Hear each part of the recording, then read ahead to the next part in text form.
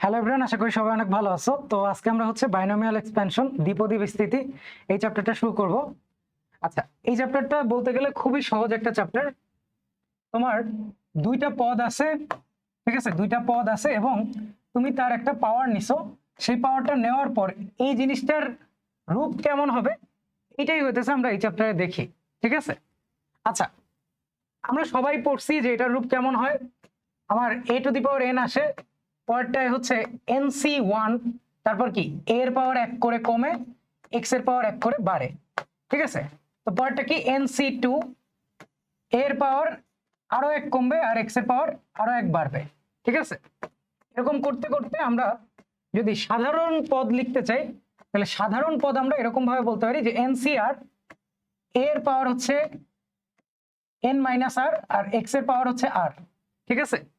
আচ্ছা দেখো, আমরা যে প্রথম এলিমেন্টটা লিখছি সেইটাকে আমরা অন্যভাবেও লিখতে পারতাম। কিভাবে? এইখানে nc0, a⁴n মানে কি?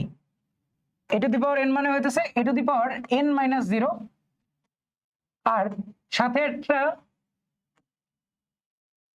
সাথে একটা কি থাকবে, x⁴0, ঠিক আছে। আচ্ছা, এরকম করতে করতে কত পর্যন্ত যাবে আমি ঠিক জানি না, ঠিক আছে, আমি ঠিক জানি না কত পর্যন্ত যাবে, কিন্তু আমি এটা জানি যে যদি হইতেছে n belongs to natural number হয়, ঠিক আছে, তাইলে হইতেছে শেষেরটা আসবে ncn x⁴n আর a⁴0 আসবে, যেটাকে আমরা এইভাবে লিখবো যে a⁴n-n, ঠিক আছে। আচ্ছা দেখো, আমাদের এই যে টার্মটা আছে এটা হচ্ছে ফার্স্ট টার্ম, ঠিক আছে, এটা হইতেছে ফার্স্ট টার্ম, তাইলে এইটা সেকেন্ড, এইটা থার্ড, ঠিক আছে। এভাবে করতে করতে আমরা এই যে টার্মটা পাইতেছি এটা কততম টার্ম হবে, এইটা হবে r+1 তম টার্ম, ঠিক আছে, r+1 এর টার্ম। আচ্ছা, তাহলে ওইটাকে আমরা বলবো হচ্ছে সাধারণ পদ, ঠিক আছে, সাধারণ পদ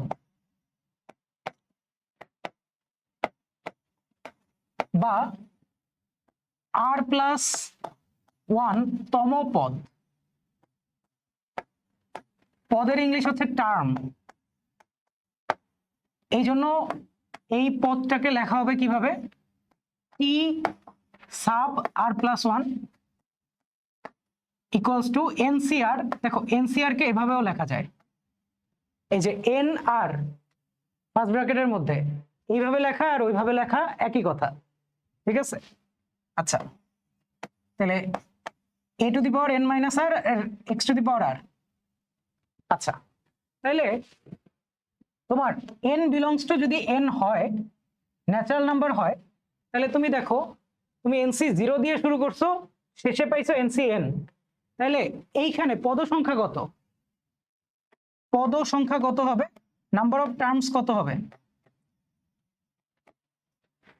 nc0 দিয়ে শুরু করছিলা, ncn এ শেষ করছো, তার মানে কি 0 1 2 3 4 dot dot dot n, n+1 টা টার্ম। আচ্ছা, তাহলে পদ সংখ্যা হইতেছে n+1, ঠিক আছে।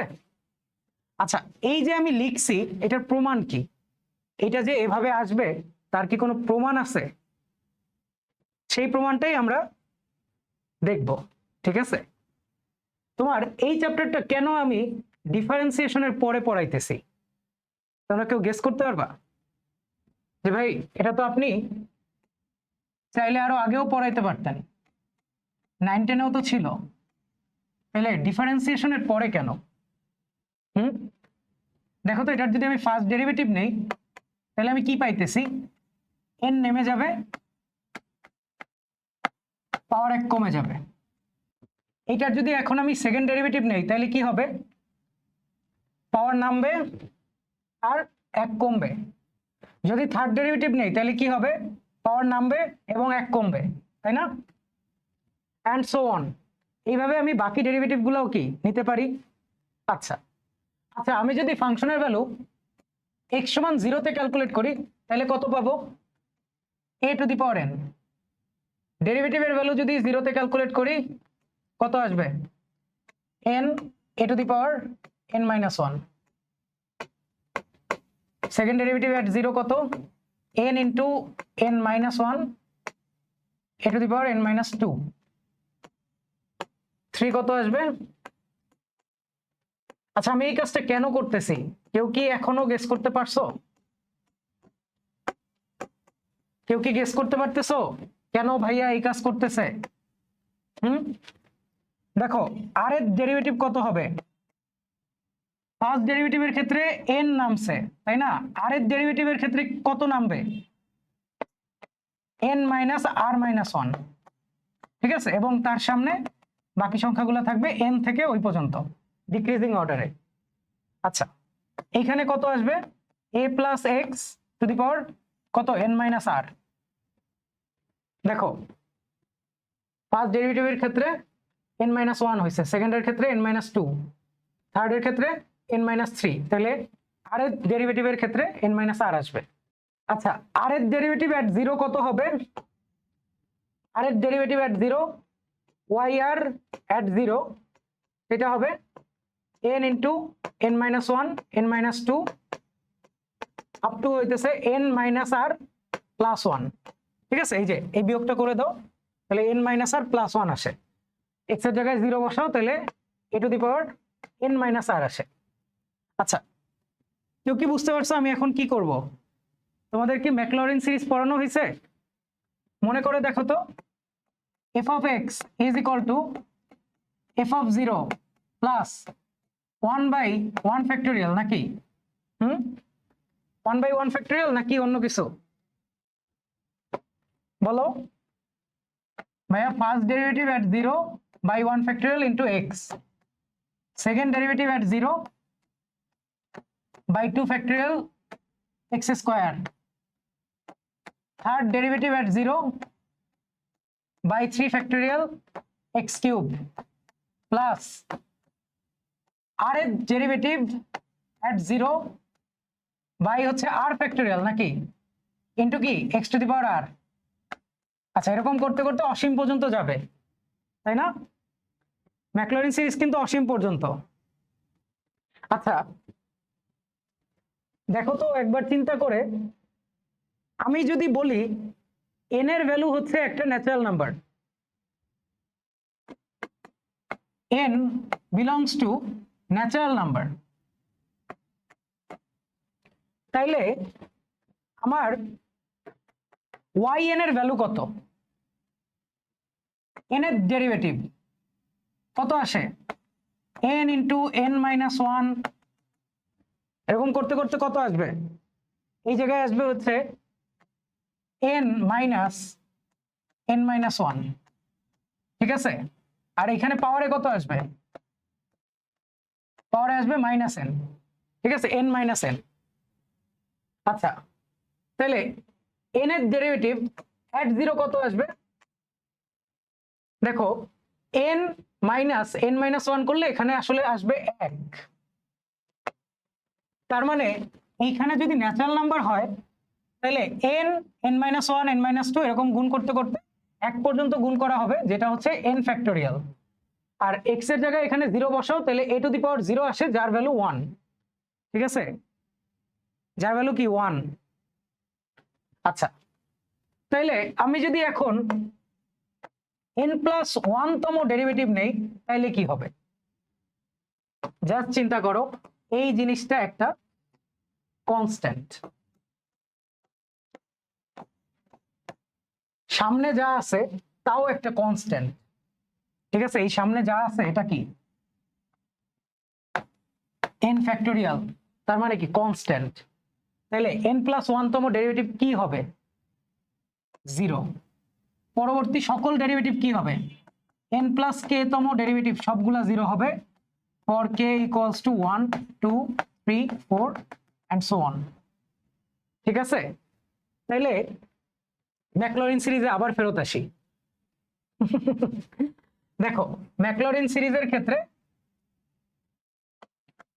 যদি n ন্যাচারাল নাম্বার হয় তাহলে fn at 0 by n factorial আসবে আর x to the power n আসবে, তাই না? তাহলে এই ভ্যালুগুলো একটু বসায় দেই তো। দেখো f0 বলা যেই কথা, y0 বলা একই কথা, ঠিক আছে? এটা হচ্ছে ফার্স্ট ডেরিভেটিভ,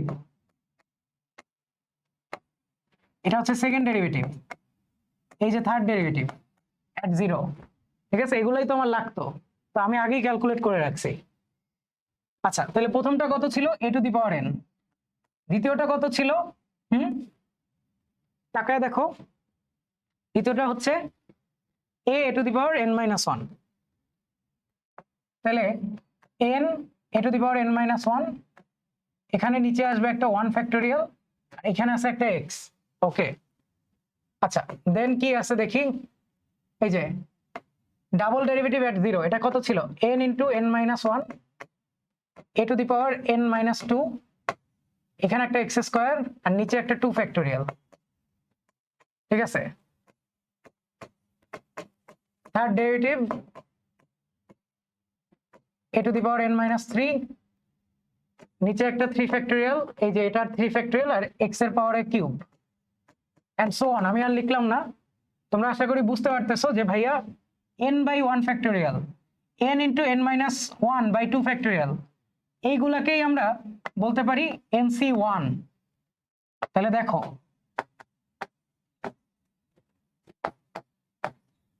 দেখো nc2, ঠিক আছে? এই যে nc2,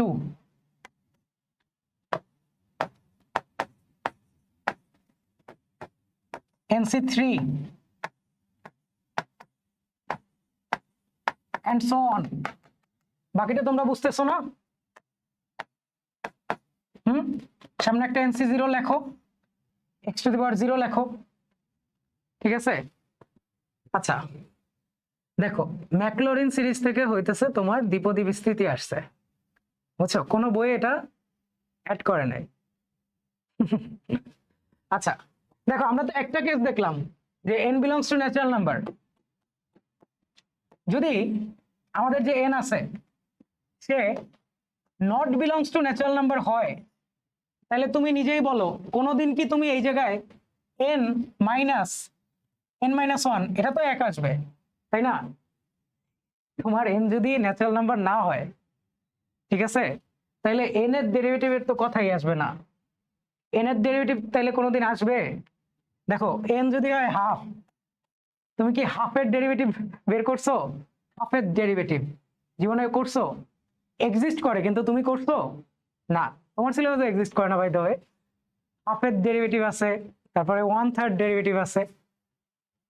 যাক, সো তোমার n যদি হইতেছে হাফ হয়, -2 হয়, তারপরে ধরো -1/3 হয়, বা √2 হয়, 1/√2 হয়, ঠিক আছে, বা -√3 হয়, বা ধরো 2/5, এইরকম সংখ্যা হয়, মানে ন্যাচারাল নাম্বার না, তখন উপরে যেমন আমরা n এর ডেরিভেটিভ বের করে n+1 এর ডেরিভেটিভ 0 পাইতেছিলাম এবং পরবর্তী সকল ডেরিভেটিভ 0 পাইতেছিলাম, এরকম আমরা 0 পাবো না, ঠিক আছে? আমরা 0 পাবো না।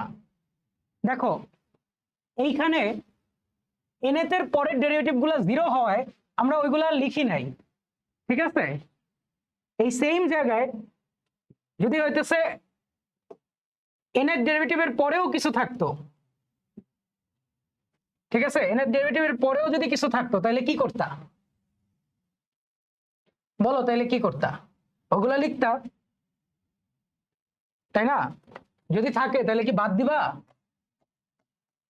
n+1 at 0 by n+1 factorial x to the power n+1 and so on, এভাবে চলতে থাকবে, ইনফাইনাইট পর্যন্ত চলতে থাকবে, ঠিক আছে? দেখো তখন কি হবে, তুমি বলবা f of x সমান a plus x to the power n, তারপরে কন্টিনিউয়াসলি খালি ডেরিভেটিভ বের করতেই থাকবা, ঠিক আছে? এটার কোনো শেষ নাই। তারপরে জিরোর ডেরিভেটিভ বের করবা, ঠিক আছে? জিরোতে তোমরা ডেরিভেটিভ গুলার মান বের করবা এবং বসাবা, ঠিক আছে? আচ্ছা দেখো, এক্ষেত্রে ক্ষেত্রে ইনফাইনাইটলি ডেরিভেটিভ আসতেছে, এই ভ্যালুগুলোই আসতেছে, তাই না? পরেরটাই কি হবে? পরেরটাই হচ্ছে আরো এক মাইনাস হবে, মানে তোমার এই যে ওয়াই আর আছে, ওয়াই আর প্লাস ওয়ানে কি হবে? ওয়াই আর প্লাস ওয়ানে হবে যে n n minus R a plus x to the power N minus r plus one. ঠিক আছে, এরকম আগাইতে থাকবে। মুদ্রা কথা হইতেছে এর কোনো শেষ হবে না। ঠিক আছে, এই কারণে এন এর ভ্যালু যদি ভগ্নাংশ হয় বা ঋণাত্মক সংখ্যা হয় বা অমূলদ সংখ্যা হয়, এনিথিং আদার দেন ন্যাচারাল নাম্বার, এক্সপ্যানশন আছে এর কোনো শেষ থাকবে না। ঠিক আছে, স্বাভাবিক সংখ্যা ছাড়া অন্য কিছু হইলে এক্সপ্যানশনের কোনো শেষ থাকবে না, তখন ওইটা একটা অসীম ধারা হবে। ঠিক আছে, সংখ্যা না হয় তখন কোনো শেষ থাকে না। আচ্ছা দেখো, এনসি জিরো এই জিনিসটা আমরা তখনই বলতে পারি যখন এন একটা ন্যাচারাল নাম্বার। 1/2 ফ্যাক্টোরিয়াল এইটাকে আমরা এনসি2 তখনই বলতে পারি যখন এন একটা ন্যাচারাল নাম্বার। আচ্ছা, ন্যাচারাল নাম্বার না হইলে এনসি2 বলতে পারবো না, কিন্তু N into N minus 1/2 factorial এটা কিন্তু বলতে পারবো। আচ্ছা তাইলে আমরা x প্লাস এ অথবা a plus X whole to the power n, এটাকে জেনারেলি কি বলতে পারি? এটাকে আমরা বলতে পারি a to the power n plus হইতেছে কি n/1 ফ্যাক্টোরিয়াল। এখানে কি আসবে? a to the power n minus 1 x to the power 1, তারপরে n into n minus 1/2 factorial a to the power n minus 2 x এর পাওয়ার 2। আচ্ছা, then n into n minus 1 into n minus 2 by 3 factorial a to the power n minus 3 x to the power 3 and so on. এইভাবে লিখতে লিখতে আর তম পদ কত হবে? n into n minus 1 n minus 2 n minus r minus 1, ঠিক আছে, by r factorial a to the power n minus a to the power n minus r x to the power r। ঠিক আছে, এইটাই হবে আমার সাধারণ পদ।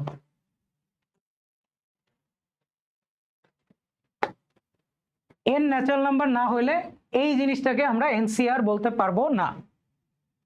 এইটুকুই হচ্ছে আমাদের ক্যাচ।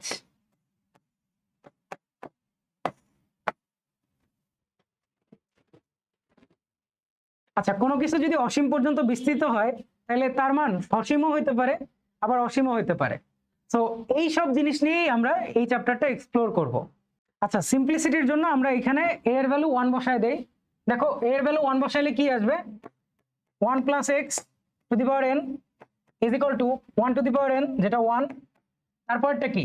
দেখো এগুলো সব চলে যাবে, তাই না? a টু দি পাওয়ার যতগুলো আছে সব চলে যাবে, তাহলে খালি থাকবে কি? n/1 ফ্যাক্টোরিয়াল, তাহলে ওটারে nx বলতে পারি। তারপর কি আছে?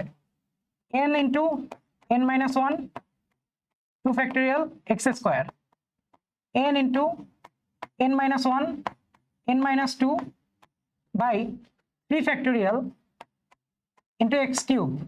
ঠিক আছে, অ্যান্ড সো অন। লাস্টে কি হবে?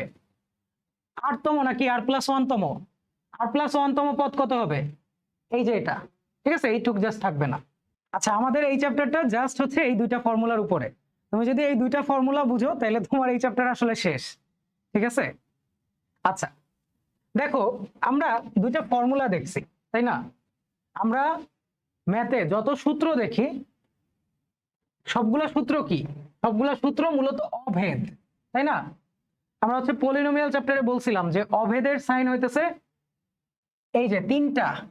ঠিক আছে, আমরা নর্মালি এটা ইউজ করি না বেশি একটা, আমরা হচ্ছে সমীকরণের সমান সাইনটাই ইউজ করি। আচ্ছা, অভেদ মানে কি? যেটা হইতেছে সকল এক্স এর জন্য সত্য। ঠিক আছে, আচ্ছা, সো আমাদের যে সূত্রগুলো থাকে সেই সূত্রগুলোকে আমরা সবসময় যে ডিরাইভ করি তা না, অনেক সময় আমরা সূত্রগুলোকে প্রমাণ করি, ঠিক আছে? আমি একটু আগে যেটা করলাম সেটা হইতেছে প্রতিপাদন,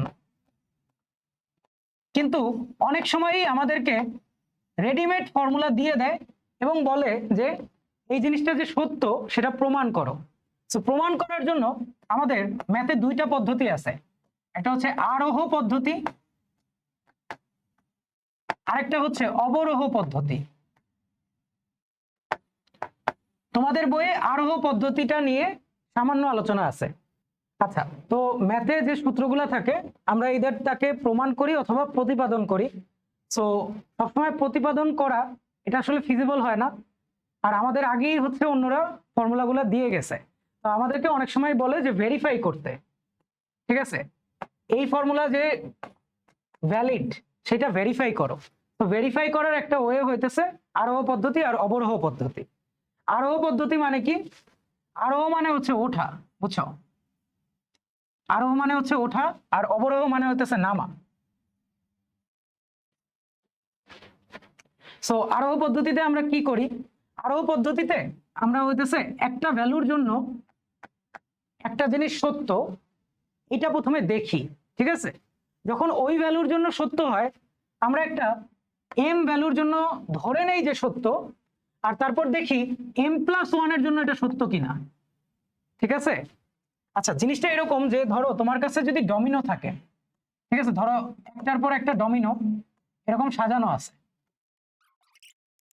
তুমি যদি হচ্ছে প্রথম ডমিনোটাকে আঘাত করো তাহলে দেখবা আস্তে আস্তে সব ডমিনো পড়ে গেছে, তাই না? Ready?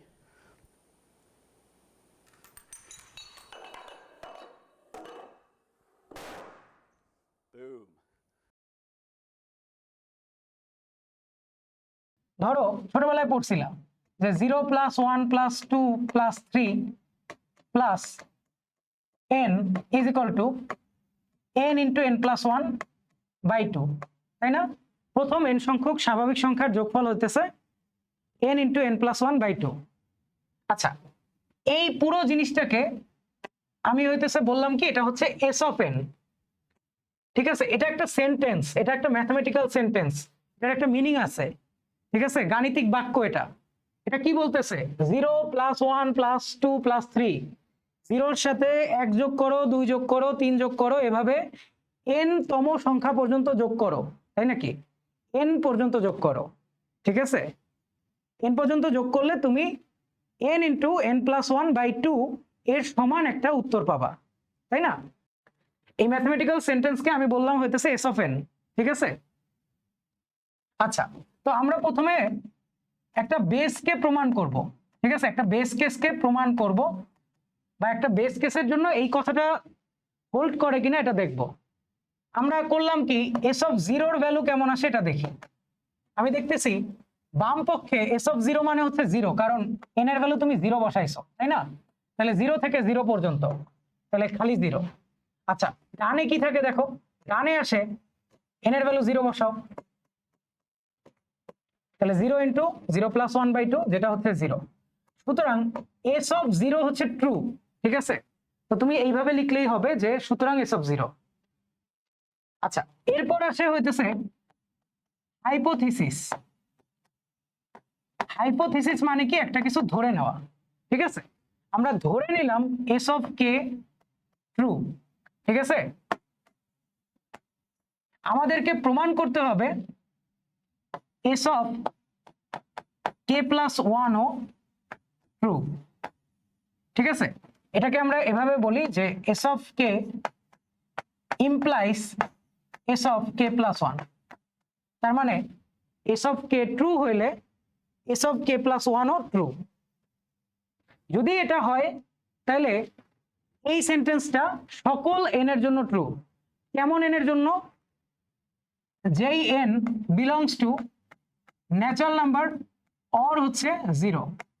এখানে 0টা অনেক ট্রিভিয়াল, অনেকে হচ্ছে s of 0 না বলে s of 1 কে প্রথমে প্রুফ করে, ঠিক আছে? তুমি দেখো s of 1 বলো, 0+1 যেটা 1, 1 into 2/2 যেটা হচ্ছে 1, তাহলে s of 1 ট্রু, ঠিক আছে? s of 1 true. আচ্ছা, তুমি ওইটাও করতে পারতা, এটা করলেও হবে।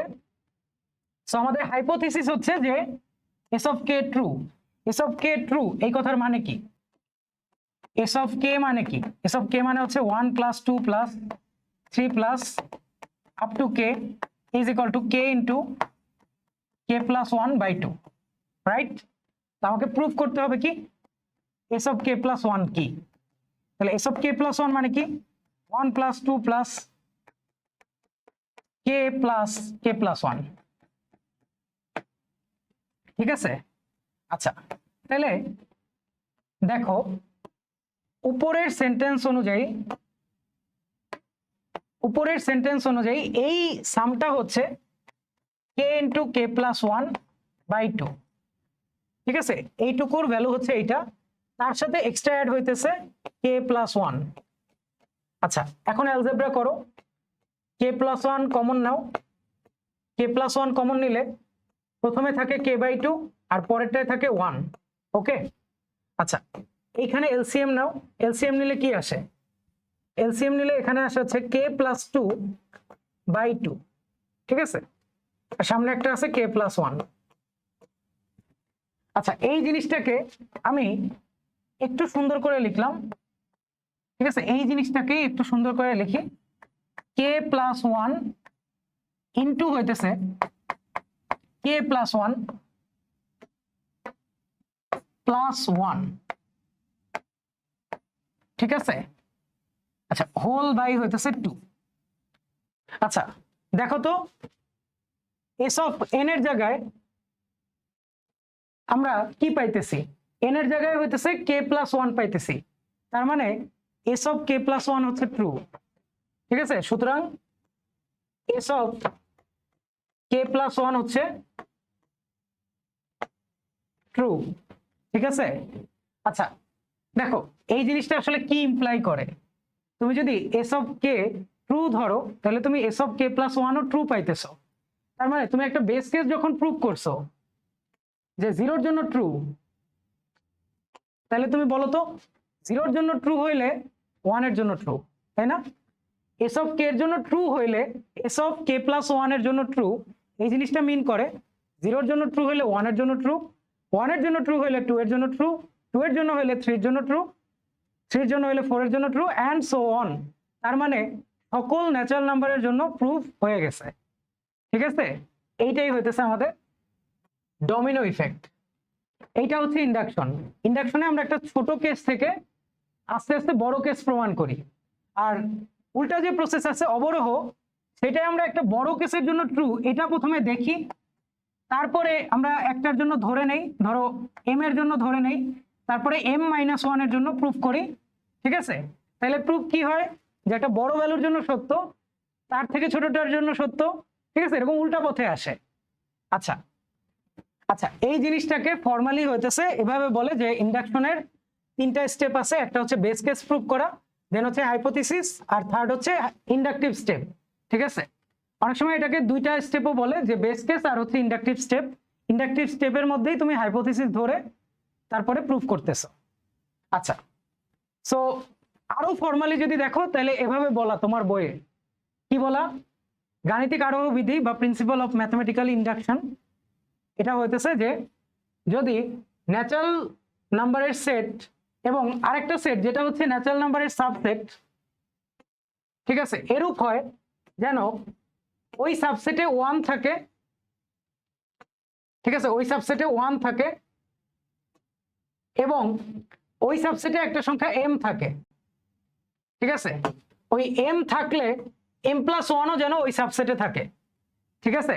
তাইলে আমাদের যে সেটটা আছে সেই সেটটা n এর সমান হবে। অনেকেই এই ডেফিনিশন দেখা পাগল হয়ে যেতে পারো, এটা বই থেকে তোলা, ঠিক আছে? এটা বলার চেষ্টা করতেছে যে তোমার বেস কেস হচ্ছে 1-এর জন্য যেন আমাদের স্টেটমেন্টটা ট্রু হয়। যদি ট্রু হয় তাহলে m এর জন্য ট্রু হইলে যদি m+1 এর জন্য ট্রু হয় তাহলে এটা সকল ন্যাচারাল নাম্বারের জন্য ট্রু, ঠিক আছে? আচ্ছা, দেখো এখানে কিছু ব্যাপার আছে। এই যে ধরো ইনিশিয়াল স্টেপ বা বেস কেস, ঠিক আছে, সেটা n=1 এর জন্যই করা লাগবে এমন কোনো কথা নাই, ঠিক আছে? n=2 এর জন্য হতে পারে, 3 এর জন্য হতে পারে, -1 এর জন্য হতে পারে, -4 এর জন্য হতে পারে, হাফ এর জন্য হতে পারে, ঠিক আছে? তোমার বেস কেসটা যে কোনো কিছুর জন্য হইতে পারে, বুঝছো? সো এটারে পরম সত্য মনে করো না যে ভাই অলওয়েজ হচ্ছে n সমান 1ই হবে, ঠিক আছে, এরকম মনে করো না। দেন হচ্ছে ইন্ডাকশন হাইপোথিসিস, যেটা হচ্ছে আমরা m এর জন্য সত্য বলে নিতেছি, ঠিক আছে, n সমান m এর জন্য আমরা p অফ n কে সত্য ধরে নিতেছি। তারপর আমরা প্রমাণ করতেছি যে n সমান m প্লাস 1 এর জন্য p অফ n হচ্ছে সত্য, ঠিক আছে। সো একটু আগে আমরা যে কথাগুলো বললাম যে s of 0 then s of k then s of k plus 1, সেইটাই এখানে বলা আছে। আচ্ছা, আমরা কি কয়েকটা ম্যাথ দেখব? আমরা হচ্ছে কয়েকটা ম্যাথ দেখাবো বইয়ের গুলা, ঠিক আছে, বইয়ের উদাহরণের গুলো আমরা দেখাবো, অনুশীলনীর গুলো তোমরা করবা, ঠিক আছে। আচ্ছা দেখো, এখানে বলছে যে গাণিতিক আরোহ পদ্ধতিতে প্রমাণ করো যে এইটা যেটা হচ্ছে এটার সমান সেটা আসলে এটা। আচ্ছা, তাহলে তুমি দেখো বাই ডিফল্ট n এর ভ্যালু শুরু করছে হচ্ছে তোমার 1 দিয়ে, ঠিক আছে। তাহলে তুমি প্রথমে বলবা যে ভাইয়া s of n is equal two 1/1 into 2, 1/2 into 3, 1/3 into 4 plus 1/n into n plus 1। আচ্ছা, এখানে কি সমান হবে? সমান না তো, এইটা এই সেন্টেন্সটাকে ডিনোট করে। আচ্ছা, তাহলে আমরা প্রথমে কি করব? বেস কেস বা ইনিশিয়াল স্টেপ s অফ 0 নাকি s অফ 1, এখানে এখানে তো 0 নাই ভাই, বারবার 0 কে লেখে। s অফ 1 প্রমাণ করব, ঠিক আছে। দেখো s অফ 1 কি আসবে, এইখানে আসবে হচ্ছে 1 ইন্টু 2, দেখছো 1/1 ইন্টু 2। আচ্ছা, এইটা সমান ওইখানে দেখো n এর ভ্যালু 1 বসাইছি, 1/1 প্লাস 1। দেখো এটাও হাফ আসছে, এটাও হাফ আসছে, তার মানে s of 1 is true. Initial step done. s of k true ধরে নিবা, ঠিক আছে, s অফ k ট্রু ধরে নিবা। দেন s of k plus 1 proof করবা। কেমনে প্রুফ করবা? s অফ k প্লাস 1 এটা আসবে 1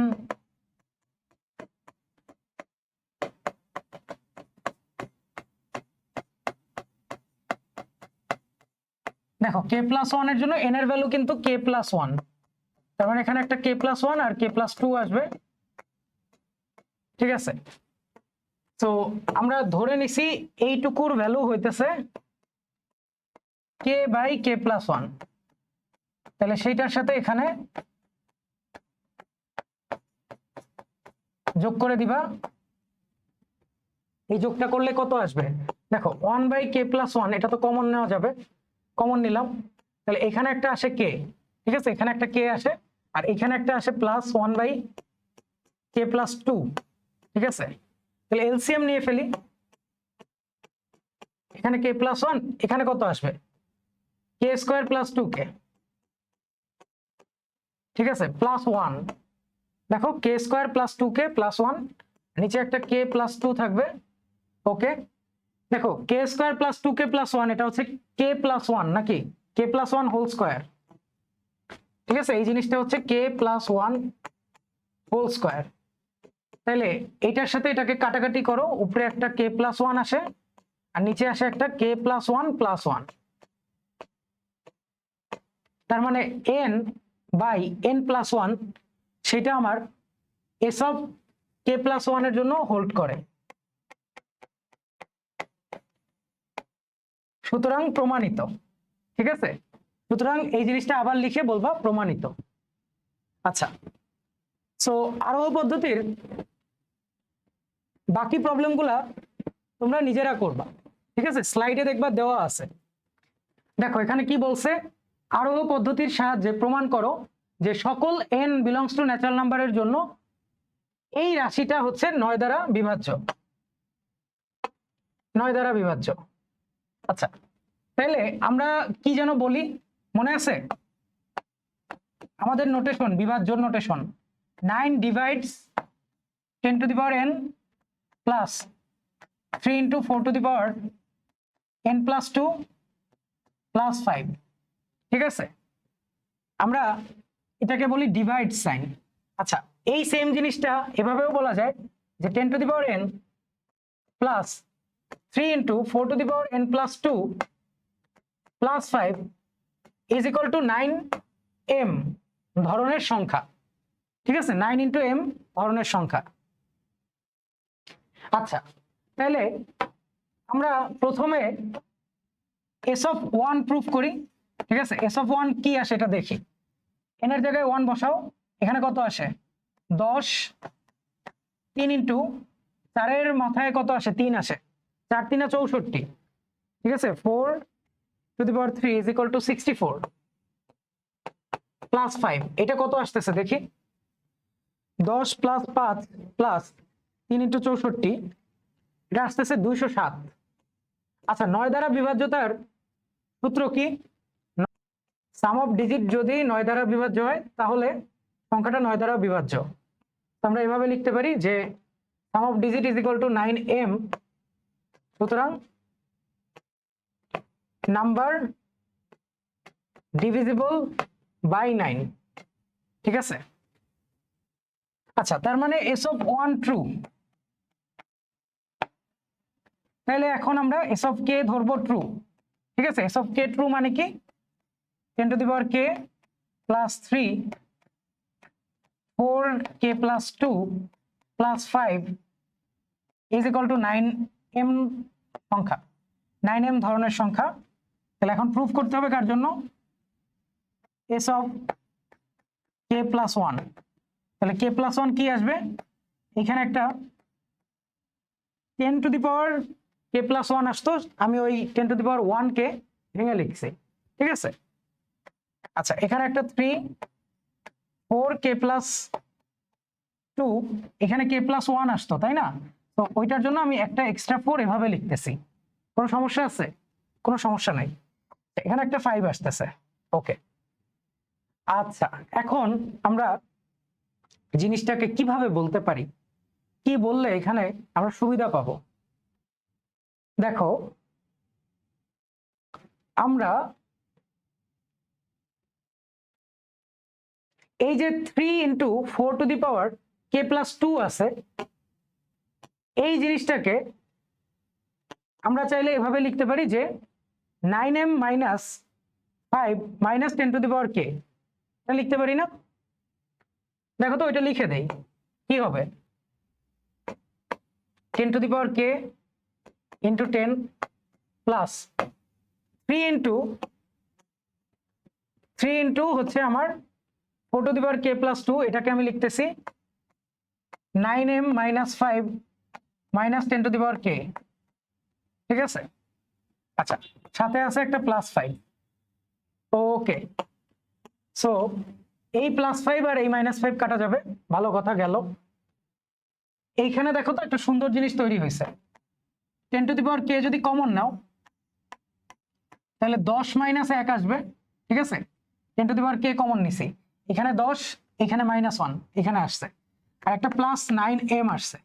ওকে, আচ্ছা, দেখো তো, এই জিনিসটা 9 ইন্টু সামথিং তাই না, 9 ইন্টু 10⁻k এটা তো 9 দ্বারা ডিভিজিবল, আর 9 ইন্টু m এটাও 9 দ্বারা ডিভিজিবল। তাহলে পুরো জিনিসটা হইতেছে 9 ইন্টু m1 টাইপের একটা সংখ্যা। তার মানে S of k plus 1 true. তার মানে আমার প্রমাণটা শেষ। আচ্ছা, এখানে দেখো আরো এরকম প্রশ্ন আছে, তোমরা এগুলো পারবা না। আরো পদ্ধতি থেকে বোর্ডে কম প্রশ্ন আসে। ঠিক আছে, অ্যাডমিশনেও কম প্রশ্ন আসে, কিন্তু তার মানে এই না যে এই জিনিসটা হচ্ছে তোমরা প্র্যাকটিস করবা না। তোমরা যখন ভার্সিটিতে উঠবা, তোমাদের যদি কম্পিউটার সায়েন্স থাকে, ডিসক্রিট ম্যাথমেটিক্স থাকে, তাহলে তোমাদের এগুলা করতে হবে। আর দেখা যায় যারা হচ্ছে তোমার ইন্টারমিডিয়েটে এই চ্যাপ্টারগুলা করে নেয়, তাদের কিন্তু ভালোই সমস্যা হয়। ঠিক আছে, সো বাকি প্রবলেমগুলা কে করবে? তোমরা করবা। ঠিক আছে, এখানে সিডি তো হচ্ছে সহজ, ছোটবেলায় দেখছো।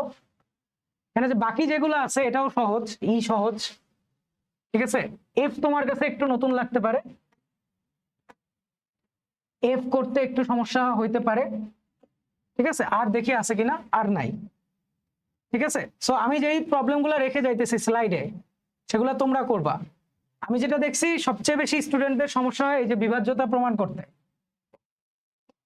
ঠিক আছে, বিভাজ্যতা প্রমাণ করতেই সবচেয়ে বেশি সমস্যা হয়। আচ্ছা, তোমাদের জন্য আমি আরেকটা ক্লাস দিয়ে রাখবো, ঠিক আছে, যেখানে আমি জাস্ট ইন্ডাকশনটাই বুঝাইছি। ঠিক আছে, ওইটা তোমরা একটু দেখবা, বুঝছো? তাহলে তোমাদের অ্যাডভান্স প্রবলেম করতেও তেমন সমস্যা হবে না। আচ্ছা, তাহলে আমরা এখন আগের জায়গায় ব্যাক করি। আমরা অলরেডি হইতেছে দ্বিপদী বিস্তৃতির যে ফর্মুলাগুলো আছে সেগুলা দেখে ফেলছি। আমাদের মেইন ফর্মুলা হইতেছে এইটা। আমি যদি এইখানে এক্স এর জায়গায় মাইনাস এক্স বসাই, তাহলে সিম্পলি দেখো যেইখানে পাওয়ারগুলো অড, এক্স এর পাওয়ারগুলো অড, সেইখানে সিম্পলি একটা করে মাইনাস আসবে। ঠিক আছে, যেখানে এক্স কিউব আছে, এক্স টু দি পাওয়ার 5 আছে, সেখানে মাইনাস আসবে। আর লাস্টের এন এর ভ্যালু অড না ইভেন ওই অনুযায়ী নেগেটিভ বা পজিটিভ আসবে। সো ওই জন্য এভাবে লেখা। ঠিক আছে, অথবা আমরা আরেকটা জিনিসও দেখছিলাম যে এ এর ভ্যালু 1 বসায় দিলে এইরকম আসবে। আচ্ছা, তাহলে আমরা আগাই।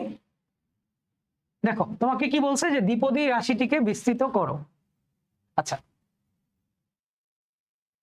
তোমাকে যখন বোর্ডে বা অ্যাডমিশনে এই ধরনের প্রশ্ন দিবে, তুমি প্রথমে তাকাবা যে এই রাশিটা কি কোনোভাবে সিম্পলিফাই করা যায় কিনা।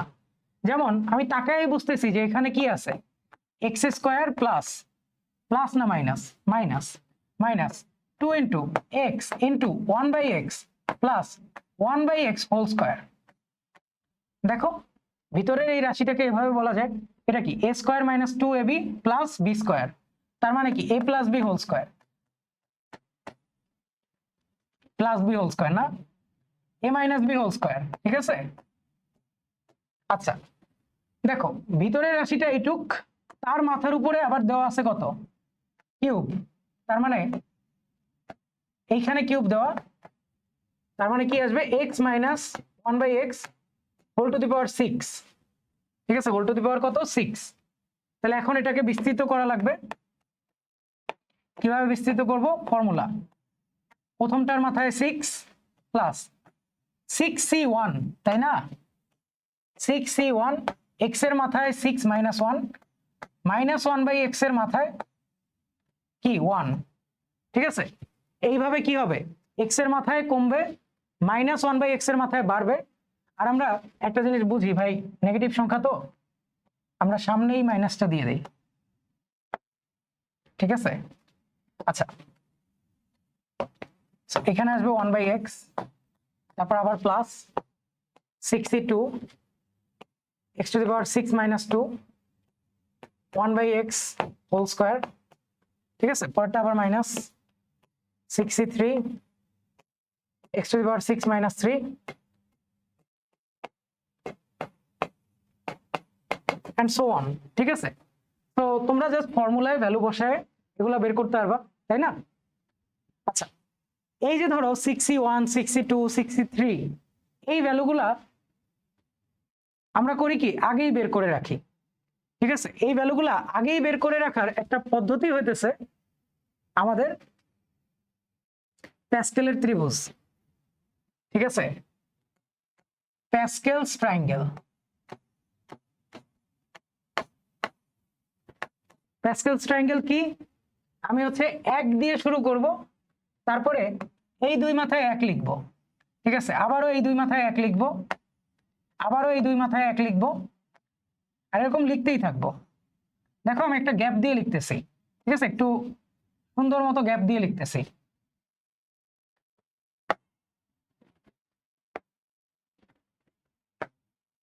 আচ্ছা, আমরা আরো লিখতে পারি, ঠিক আছে, যত ইচ্ছা তত। আচ্ছা, দেন আমরা কি করব, চিন্তা করো কি করব।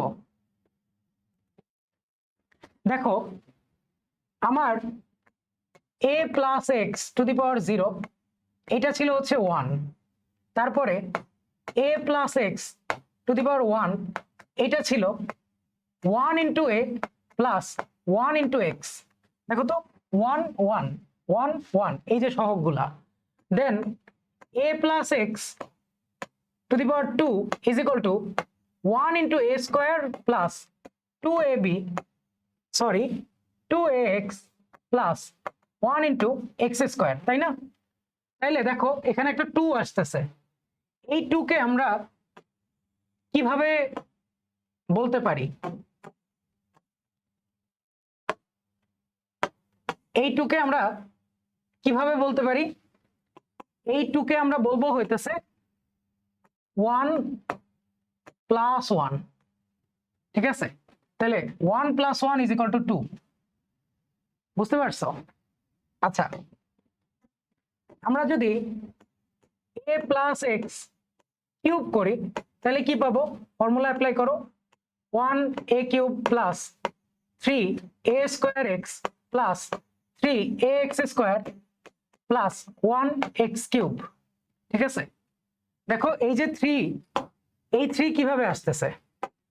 এই 3 আসতেছে, এইখানে একটা 1 আছে, এইখানে একটা 2 আছে, এইখানে একটা 2 আছে, এইখানে একটা 1 আছে, এইগুলা যোগ হয়ে 3 আসতেছে। দেখো 1 2 মিলে 3, 1 2 মিলে 3। আচ্ছা, পরের লাইন কি হবে জাস্ট বলো। 1 3 মিলে 4, 3 3 মিলে 6, 3 1 মিলে 4, আবার 1 4 মিলে 5, 4 6 এ 10, 6 4 এ 10, 4 1 এ 5 and 1।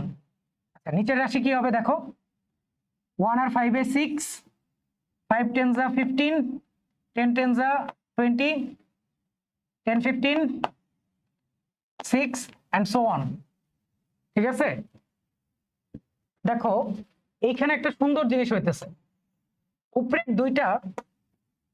উপরের দুইটা ভ্যালু মিলে নিচের একটা ভ্যালু প্রডিউস করতেছে, ঠিক আছে? উপরের দুইটা ভ্যালু মিলে নিচের একটা ভ্যালু প্রডিউস করতেছে। আচ্ছা, উপরের এই ভ্যালু আর এই ভ্যালুকে আমরা নর্মালি কিভাবে ডিফাইন করতে পারি? আমরা কি এটা বলতে পারি যে nCr plus nC r minus 1 is equal to n plus 1 Cr? দেখো তো এই রাশিটাই কি এখানে না?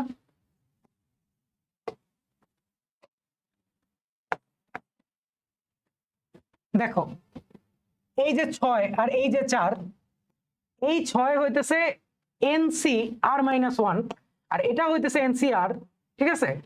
এই দুইটা যোগ করে আমি কি পাইছি? এই দুইটা যোগ করে আমি পাইছি হইতেছে এন প্লাস 1 সিআর। আচ্ছা, আর মানে কি? দেখো 1 2 3 4, তাই না? এইখানে আর এর ভ্যালু হচ্ছে 3, আর তো শুরু হয় 0 থেকে। আবার এইখানে দেখো 1 2 3 4, ঠিক আছে? তাহলে এটা হচ্ছে n প্লাস 1 সিআর, তাই না? এই রো গুলা কি এক একটা n এর ভ্যালু, তাই না?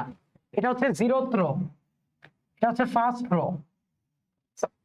n এর ভ্যালু তুমি যত বসাইতেছো, এই যে n এর মাথা, এই যে মাথায় যত বসাইতেছো এইখানে সেইটা আসতেছে। এইটা হচ্ছে 0th রো, এটা হচ্ছে ফার্স্ট রো, তার মানে n এর ভ্যালু 1, এটা n এর ভ্যালু 2, n এর ভ্যালু 3, n এর ভ্যালু 4, ঠিক আছে? এখানে n এর ভ্যালু 0। আচ্ছা, তোমাকে অনেক সময় এটাও বলতে পারে যে প্যাসকেলের ট্রায়াঙ্গেলের সপ্তম সারির সহগগুলো লেখো, ঠিক আছে? আমি যদি প্রথমটাকে প্রথম সারি বলি, ঠিক আছে? এটা খেয়াল রাখো যে আমি মুখে বললাম 0th রো, কিন্তু এটাকে প্রথম সারিও বলতে পারি, ঠিক আছে? তোমাকে কিভাবে টার্মিনোলজি বইয়ে ডিফাইন করে দিছে এটা দেখবা, ঠিক আছে? এটা তোমাদের এইচডব্লিউ, তোমার বইয়ে এভাবে কোনো টার্মিনোলজি দেওয়া আছে কিনা? 0th সারি, 0তম সারি। আচ্ছা, দেখো এইখানে আমরা আরো কিছু প্রপার্টি হয়তো ডিফাইন করতে পারি। আরো কি কি প্রপার্টি ডিফাইন করা যায়? তোমার প্যাসকেলস ট্রায়াঙ্গেলের একটা হকি স্টিক ফর্মুলা আছে, ঠিক আছে? Hockey stick formula. আচ্ছা, হকি স্টিক ফর্মুলা কি বলে? হকি স্টিক দেখছো কেউ?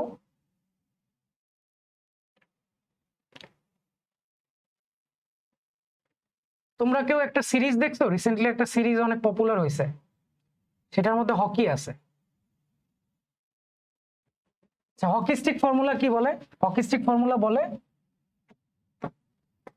তোমার এই যে তিনটা আছে, এই তিনটার সাম ঠিক আছে, এই যে 1 3 6 এই তিনটার সাম হবে এই 10-এর সমান। ঠিক আছে, এটা হচ্ছে হকি স্টিক ফর্মুলা। আচ্ছা, হকি স্টিক ফর্মুলাকে কিভাবে ডিফাইন করা যায় চিন্তা করে দেখো। হকি স্টিক ফর্মুলা আসলে এই ফর্মুলারই একটা কি, এই ফর্মুলারই একটা বড় রূপ। আসলে প্রমাণ করতে পারবা? চিন্তা করে দেখো তো প্রমাণ করতে পারো কিনা।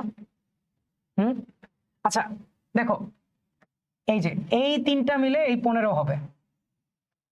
ঠিক আছে, হকি স্টিক ফর্মুলা এই দিক দিয়েই ভ্যালিড। আচ্ছা ঠিক আছে, তোমরা এগুলা প্রমাণ করে দেখো। ঠিক আছে, জেনারেল কেসের জন্য কেমন আসে। আমি তোমাদের জাস্ট এই জিনিসটা একটু বলি। এই যে nCr plus NCR minus 1 is equal to n plus 1 CR. এটা তোমরা দুই ভাবে প্রমাণ করতে পারো। এটা হচ্ছে অ্যালজেব্রা, আরেকটা হচ্ছে জাস্ট মুখের ভাষা দিয়ে। তোমাদের যে কম্বিনেটরিক্স পুরোটা আছে, পারমুটেশন কম্বিনেশন আর হচ্ছে বাইনোমিয়াল, এখানে এমন অনেক কিছু আছে যেখানে মুখের ভাষা দিয়ে খুব সহজে একটা জিনিস প্রমাণ করা যায়। যেমন আমি ধরো তোমাকে বললাম যে তুমি n+1 জন মানুষ হতে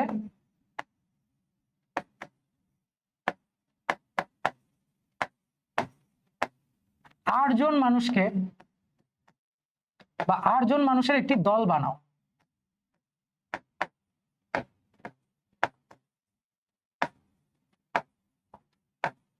তুমি বলবা ভাইয়া এটা তো অনেক সহজ, আপনি n+1 জন মানুষ থেকে 8 জন মানুষকে চুজ করেন, তাইলেই তো হইল। আচ্ছা হইল, আমরা আরেকভাবে বলতে পারি যে এই দলটা আমরা দুই ভাবে বানাবো। কি কি ভাবে? একবার আমরা গৌরবকে নিয়ে বানাবো, একবার আমরা গৌরবকে নিয়ে দলটা বানাবো, আরেকবার আমরা গৌরবকে বাদ দিয়ে দল বানাবো। ঠিক আছে, গৌরব খারাপ খেলে এই জন্য আমরা গৌরবকে বাদ দিয়ে দিব। ঠিক আছে, আচ্ছা গৌরবকে বাদ দিয়ে যদি আমার 8 জন মানুষের দল বানাইতে হয়, তাহলে সেটা কিভাবে বানানো যাবে? দেখো গৌরব কিন্তু একজন ছিল, n+1 জনের মধ্য থেকে 8 জন মানুষকে আমরা সিলেক্ট করব, তাই না? আমি যদি গৌরবকে বলেই দেই যে ভাই গৌরব বাদ, বেটা খেলতে পারে না, ওরা লবকা, তাই না? তাইলে কিন্তু আমার n+1 জন মানুষ নাই, বরং n জন মানুষ আছে, এবং n জন মানুষ হইতেই আমার 8 জন মানুষকে সিলেক্ট করতে হবে, কারণ গৌরবকে আমি নিতেছি না। ঠিক আছে, আচ্ছা এখন ধরো তোমাদের মধ্যে একজনের আবার দয়ার শরীর, ওভাবে ভাই খেলতে পারুক না পারুক একটা মানুষকে বাদ দিয়ে তো দল বানানো উচিত না, ওলাটা তো কষ্ট পাবে। ঠিক আছে, তো ও বললো কি যে ভাই না, গৌরবরে লইয়া তারপরে দল বানাবো। আচ্ছা গৌরবকে নিয়ে যদি দল বানানো লাগে, তাহলে 8 জন মানুষের একজন তো ফিক্স, ভাই গৌরবকে নিতেছি। ঠিক আছে, তাহলে এখন আর কয়জনকে নেওয়া লাগবে? r-1 জন মানুষকে। আচ্ছা গৌরবকে তো নিতেছি, এটা ফিক্স, তাই না? আমি কতজন থেকে r-1 জনকে নিব? n জন থেকে।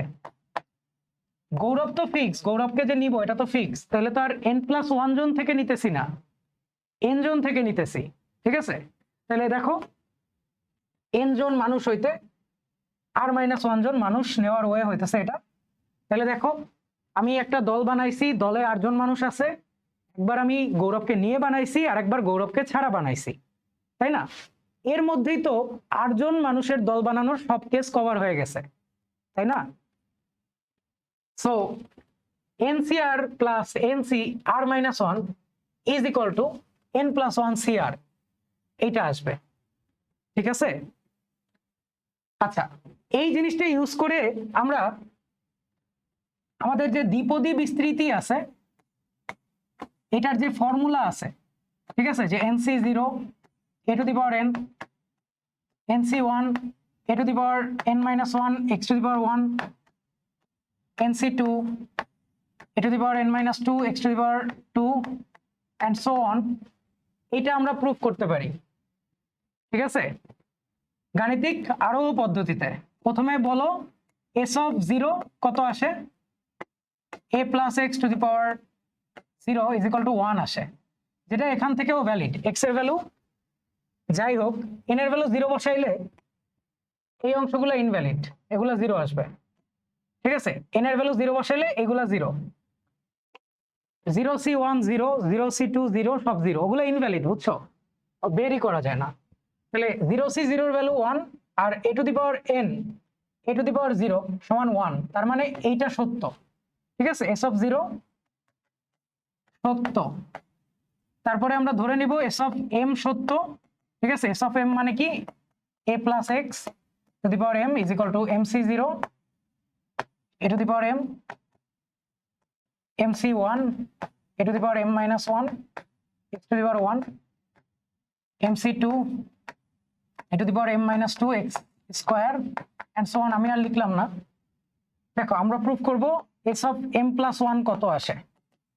ঠিক আছে, তাহলে a plus x to the power m plus 1 এইটা হইতেছে a plus x into a plus x to the power m। so far so good। এখন দেখো, a plus x to the power m সেটাকে আমি মেনে নিছি যে এটা, তাই না, মেনে নিছি। তাইলে এইখানে বসায় দিব, বসায় দিয়ে তারপর কি করব, a দিয়ে গুণ করব আর x দিয়ে গুণ করব। আচ্ছা, আমি প্রথমে a দিয়ে গুণটা করে নিতেছি। ঠিক আছে, a দিয়ে গুণটা করে নিতেছি।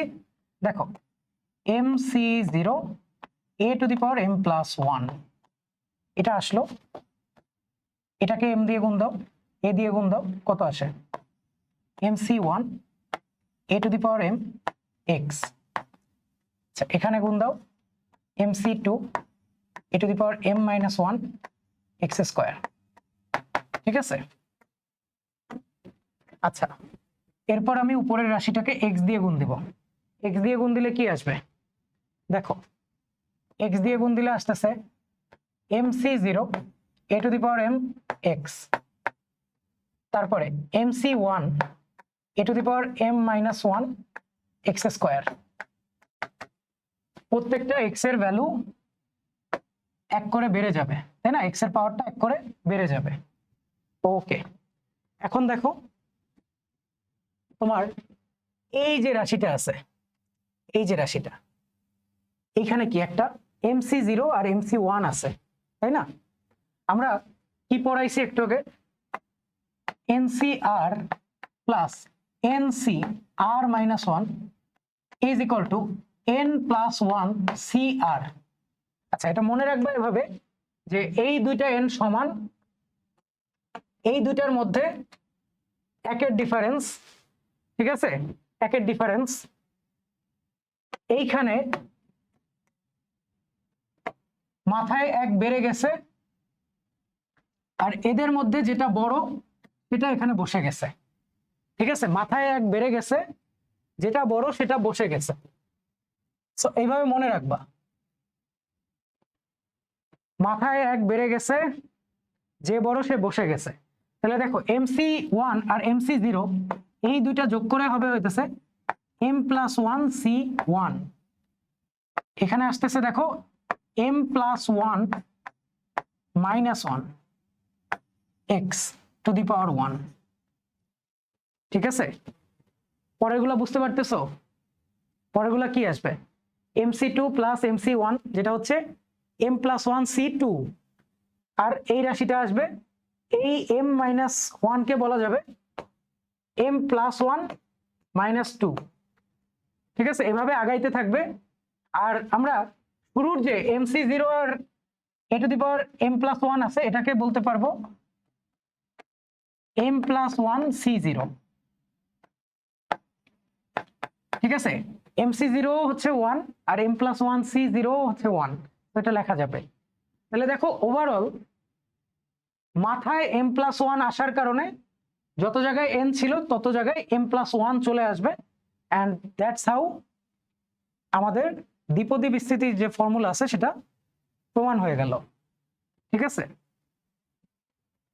আচ্ছা, তাহলে এভাবে আমরা হচ্ছে গাণিতিক যে আরোহ পদ্ধতি আছে সেটা ইউজ করে অনেকগুলা ফর্মুলা, অনেকগুলা অভেদ প্রমাণ করতে পারবো।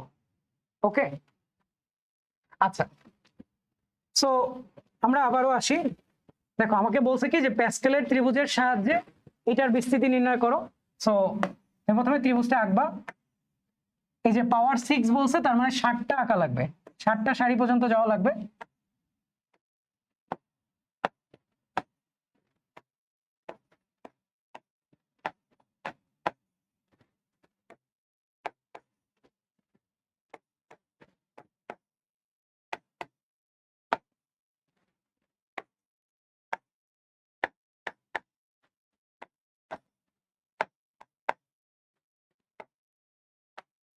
ঠিক আছে, দেখতেছো কিভাবে ফাঁকা দেওয়া হয়েছে? আচ্ছা, তাহলে বিস্তৃতি কিভাবে আসবে? সিম্পলি আসবে হচ্ছে যে প্রথমটা x⁶, তারপরে মাইনাস আসবে কারণ এইখানে একটা মাইনাস আছে। ঠিক আছে, তো -6 x⁵ হবে, আর এখানে একটা আসবে 1/x। ওকে, দেন প্লাস, দেখো এখানে কত 15 দেওয়া, 15 x⁴ 1/x², তারপরে -20 x⁻³ 1/x⁻³ ঠিক আছে। আচ্ছা, দেন কি 15 x⁻² 1/x⁴ ঠিক আছে, এভাবে আসবে। এগুলো আমরা পারবো না, এগুলো কিন্তু সহজ 9 10 এর জিনিস। আচ্ছা, আমরা ইতোমধ্যে হচ্ছে সাধারণ পদ পড়ে ফেলছি, তাই না? r+1 তম পদ হচ্ছে NCR a⁻n−r x⁻r। ঠিক আছে। আচ্ছা, আমরা একটা জিনিস আগে দেখছিলাম, সেটা হইতেছে যে NCR = NC n−r। আচ্ছা, এটাকে আমরা মুখে কিভাবে প্রমাণ করতে পারি? n জন মানুষ হতে r জন মানুষকে সিলেক্ট করা হয়েছে, সেটা হচ্ছে NCR। আচ্ছা দেখো, r জন মানুষকে সিলেক্ট করা মানে কি? অটোমেটিক্যালি n−r জন মানুষকে বাদ দেওয়া। তার মানে আমি এভাবে বলতে পারি যে n জন মানুষ থেকে n−r জন মানুষকে সিলেক্ট করে বাদ দিয়ে দিছি। ঠিক আছে, চুজ করে বাদ দিয়ে দিছি, তাই না? তাহলে এই দুইটা কেস সমান। আচ্ছা, এই দুইটা কেস সমান হইলে আমরা একটা অদ্ভুত জিনিস দেখি।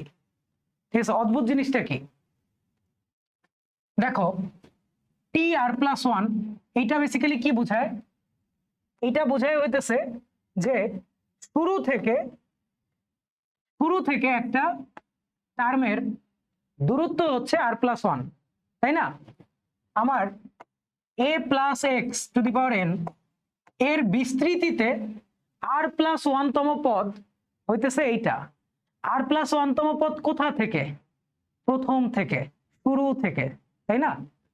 আচ্ছা, আমি যদি শেষ থেকে এই সেম পদটাকে ডিফাইন করতে চাই, তাহলে কিভাবে ডিফাইন করতে পারি? দেখো, ax⁴n = nc0 a⁴n plus nc1 a⁻n−1 x⁴1 nc2 a⁻n−2 x² and so on, right? আমরা হচ্ছে লাস্ট পদটাকে আগে লিখি ncn x⁴n।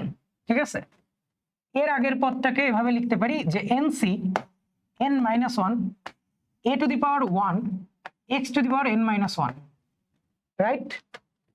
আচ্ছা, দেন তার আগেরটাকে লিখতে পারি nc n−2 a⁴2 x⁴n−2।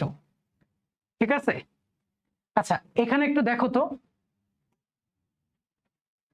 এই দুইটা পদকে আমরা বলি সমদূরবর্তী পদ। তোমার প্রথম পদটা শুরু থেকে প্রথম অবস্থানে আছে, আর এই পদটা শেষ থেকে প্রথম অবস্থানে আছে। ঠিক আছে, আমি একটু উল্টা করে লিখছি, লাস্টের সিকোয়েন্সটাকে একটু ঘুরায় লিখছি। আচ্ছা, সিমিলারলি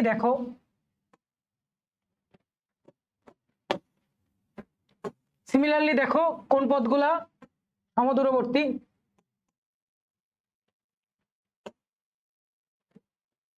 এই যে এই দুইটা পদ আছে, একটা হচ্ছে প্রথম থেকে তোমার দ্বিতীয় অবস্থানে, আরেকটা শেষ দিক থেকে দ্বিতীয় অবস্থানে। তাহলে এই দুইটা পদও সমদূরবর্তী। সিমিলারলি এই দুইটা পদও সমদূরবর্তী। সমদূরবর্তী পদের মধ্যে তুমি কি কোনো বৈশিষ্ট্য দেখতে পারতেছো? তুমি কি ভাইয়া কোনো বৈশিষ্ট্য দেখতেছো? আমি কিন্তু একটা বৈশিষ্ট্য দেখতেছি। দেখো, একটাই আছে এনসিআর, আরেকটাই আছে এনসি এন মাইনাস আর। দেখো, এনসিআর এনসি এন মাইনাস আর, একটার এর পাওয়ারে আছে হচ্ছে এন মাইনাস আর, এক্স এর পাওয়ারে আছে আর, আরেকটার এক্স এর পাওয়ারে আছে এন মাইনাস আর, আর এর পাওয়ারে আছে আর। দেখছো, এই হচ্ছে সমদূরবর্তী পদের বৈশিষ্ট্য। ঠিক আছে, এই যে সমদূরবর্তী পদ। ওকে, তাহলে এইটাকে আমরা বলতেছিলাম টি আর প্লাস ওয়ান। এইখানে আর প্লাস ওয়ান লিখলে এইখানে আর আসে। ঠিক আছে, আর প্লাস ওয়ান লিখলে এইখানে আর আসে, এক কম আসে, তাই না? তাহলে এই পদটাকে আমরা কি বলতে পারি? T N minus r plus one, তাই না? এই পদটাকে T N minus r plus one বলতে পারি। আচ্ছা, অনেক সময় প্রশ্নে এরকম বলে যে ভাইয়া শেষ হতে 13তম পদ বের করো। তাহলে শেষ হতে 13তম পদ মানে কি? মানে হইতেছে যে এই ভ্যালুটা হইতেছে 13। ঠিক আছে, n minus r plus one is equal to 13, তার মানে n minus r is equal to 12। সেখানে তোমাকে এন স্পেসিফাই করে দিবে, ধরো বলছে 19। ঠিক আছে, এন এর ভ্যালু 19, তাহলে আর বের করতে পারবা। ঠিক আছে, তো ওইখান থেকে তুমি হচ্ছে এই ফর্মুলা ইউজ করে ভ্যালু বের করতে পারো, আবার এইটাই তুমি ডিরেক্টলি হয়তো ইউজ করতেও পারো। ঠিক আছে, আচ্ছা, আমাকে নর্মালি যদি শেষ হতে পদ বের করতে বলতো, আমি যেটা করতাম সেটা হচ্ছে এই দুইটাকে সোয়াপ করে দিতাম, এ আর এক্স কে সোয়াপ করে দিতাম, x plus A to the power N লিখতাম। অ্যান্ড দেখো, এইটার এই রাশিটার আর প্লাস ওয়ানতম পদ কি আসবে? এই রাশিটার আর প্লাস ওয়ানতম পদ আসবে N C R X to the power N minus R A to the power R, তাই না? দেখো, অলওয়েজ প্রথম পদের উপর পাওয়ার হয়ে হইতেছে প্রথম পদ বা প্রথম টার্ম, এই যে প্রথম টার্মটা আছে ভিতরের প্রথম টার্ম, এইটার উপর পাওয়ার হয়ে হইতেছে এন আর আর এর বিয়োগফল, আর দ্বিতীয় টার্মের উপর পাওয়ার হয়ে হইতেছে কি? আরটা। ঠিক আছে, সো তোমাকে যদি বলে শেষ হতে 13তম পদ, তুমি তাহলে কি করবা? ভিতরে যে রাশিটা থাকবে সেই রাশিটাকে ঘুরাই দিবা। ঠিক আছে, সেই রাশিটাকে ঘুরায় দিবা। আচ্ছা, এইখানে দেখো সমদূরবর্তী পদের কি কি বৈশিষ্ট্য আছে। এই যে এনসিআর আর এই যে এনসি এন মাইনাস আর, এদের ভ্যালু সেম, তার মানে সমদূরবর্তী পদের সহগ সেম হয়। দেখো, সমদূরবর্তী পদ প্রথম থেকে প্রথম অবস্থানে, শেষ হতে প্রথম অবস্থানে, দুইটা সহগের ভ্যালু কি? সেম। আচ্ছা, সমদূরবর্তী দেখো প্রথম থেকে দ্বিতীয় অবস্থানে আছে, শেষ থেকে দ্বিতীয় অবস্থানে আছে, দুইটা ভ্যালু সেম। প্রথম থেকে দ্বিতীয়, শেষ হতে দ্বিতীয়, দুইটা ভ্যালু সেম। প্রথম থেকে দ্বিতীয়, শেষ হতে দ্বিতীয়, ভ্যালু সেম। প্রথম থেকে তৃতীয়, শেষ হতে তৃতীয়, ভ্যালু সেম। প্রথম থেকে চতুর্থ, শেষ হতেও চতুর্থ, ভ্যালু সেম। ঠিক আছে, আচ্ছা, তাহলে আমরা শিখলাম কি? সমদূরবর্তী যে পদগুলো আছে তাদের সহগের ভ্যালু সেম আসে। তোমরা অনেক হাসতে পারো যে ভাই এত সহজ জিনিস এতবার বলার কি আছে? জেই মেইনস এবং জেই অ্যাডভান্সের খুবই কঠিন একটা প্রবলেম এই সিম্পল আইডিয়া দিয়ে সলভ হয়ে যায়। ঠিক আছে, আচ্ছা, আমরা দেখবো না, আপাতত আমাদের মেইন ফোকাস হবে এইচএসসি এবং অ্যাডমিশন। যেই তো আমরা দিব না, তাহলে যেইর জন্য এত কষ্ট কেন করব? আচ্ছা, এখানে দেখো তো, যখন এন এর ভ্যালু 0 তখন পদসংখ্যা হচ্ছে 1, যখন এন এর ভ্যালু 1 তখন পদসংখ্যা হচ্ছে 2। আচ্ছা, আমি যদি তোমারে বলি যে এইখানে মিডল পদ কত? মিডল পদ, তুমি বলবা ভাইয়া মিডলে তো কিছুই নাই, তাই না? মিডলে তো কিছুই নাই, তাহলে মিডল পদ কত? মিডল পদ ওই 1 দুইটাই মিডল। ঠিক আছে, 1 দুইটাই মিডল। তো এখানে দেখো, এন এর ভ্যালু অড হইলে মিডল পদ আসে 2টা, ঠিক আছে, আবার n এর ভ্যালু যদি ইভেন হয়, দেখো n এর ভ্যালু 2, মাঝে কি এই যে একটা পদ আছে, ঠিক আছে, মাঝে কয়টা পদ আছে, একটা আছে। তো মাঝের পদ মানে কি ভাই? মাঝের পদ মানে সিম্পলি যে যেটা মাঝে আছে, শেষ।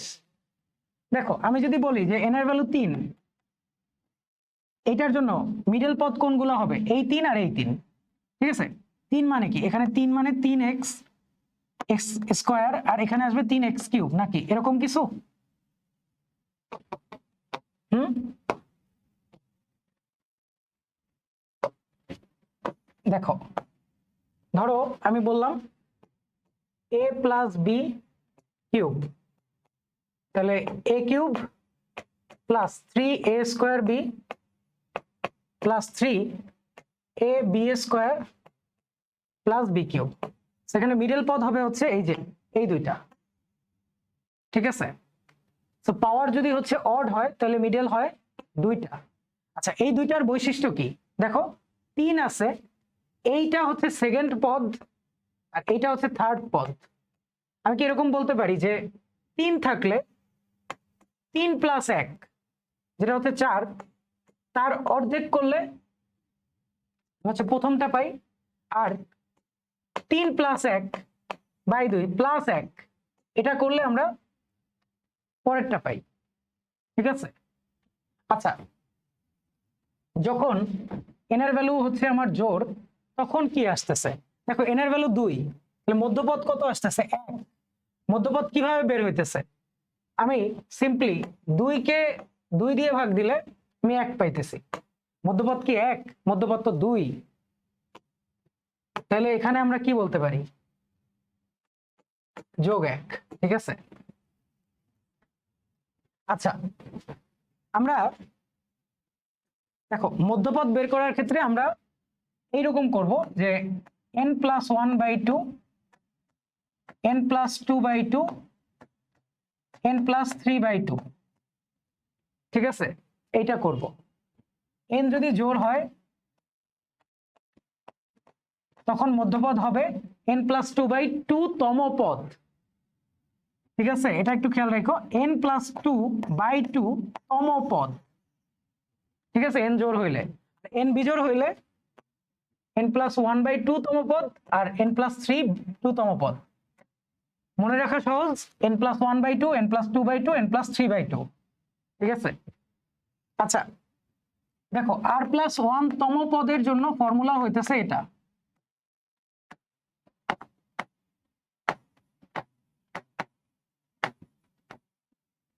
তাইলে n প্লাস 1 তম পদ, এটার জন্য ফর্মুলা কত আসবে? n প্লাস 1/2 তম পদ। এইখানে r এর ভ্যালু কত? r এর ভ্যালু হচ্ছে এটার থেকে 1 কম, 1 কম লিখলে কত আসবে? n minus 1/2। এইখানে 1 কম লিখলে কত আসবে? n প্লাস 1/2, ঠিক আছে। এটা হচ্ছে r এর ভ্যালু, r এর ভ্যালু।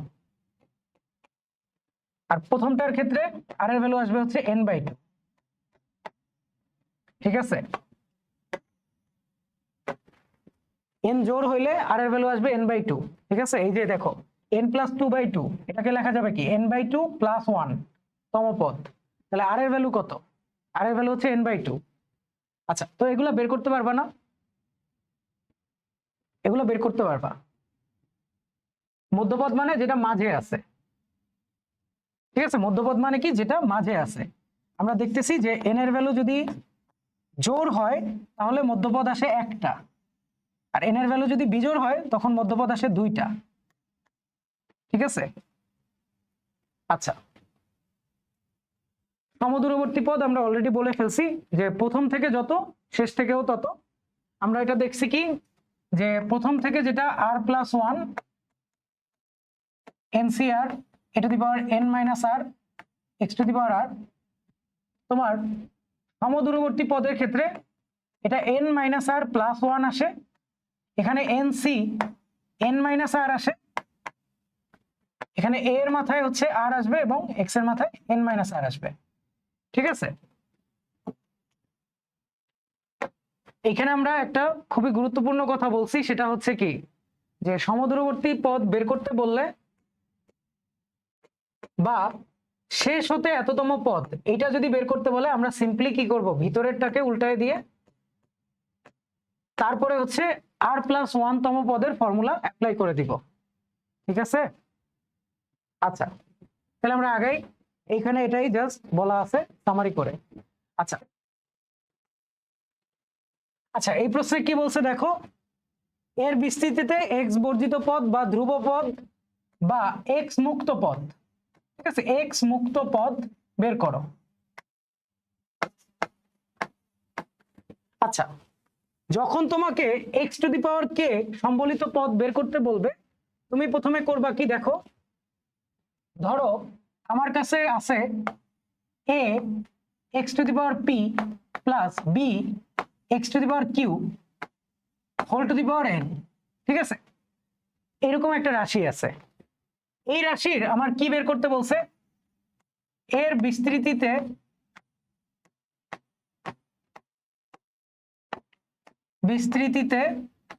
x⁴k যুক্ত পদ বের করো।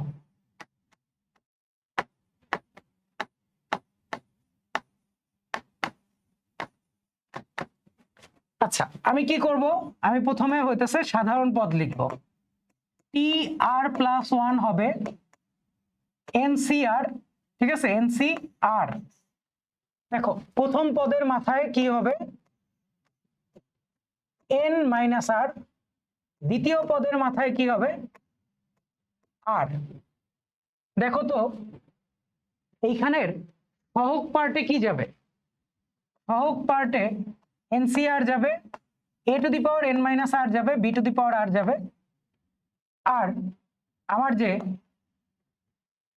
চলক পার্ট আছে সেই চলক পার্টে কি হবে, x এর মাথায় কি যাবে দেখো, p এর সাথে n-r গুণ হবে, তার মানে pn-pr আসবে।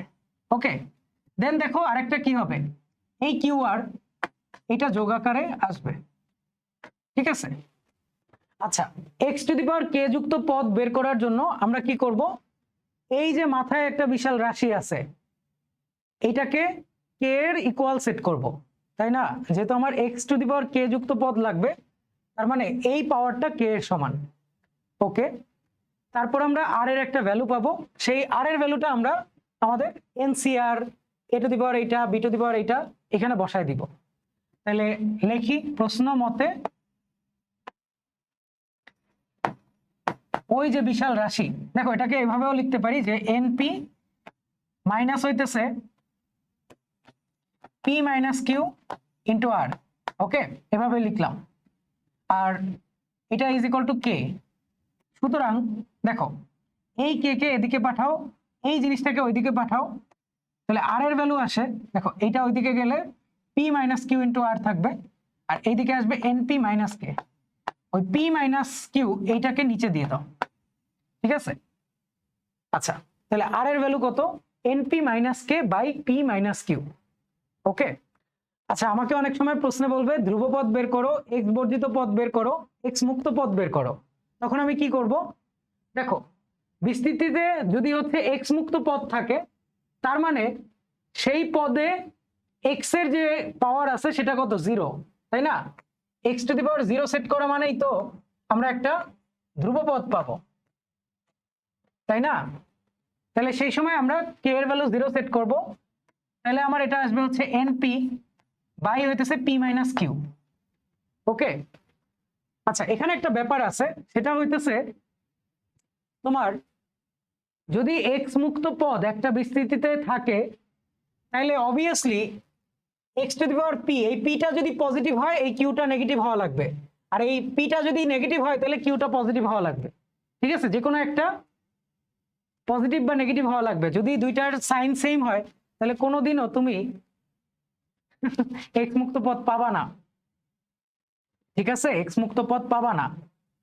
সো এই জন্য এটা মনে রাখতে পারো যে r is equal to np by p plus q যখন রাশিটা হচ্ছে এই আকারে,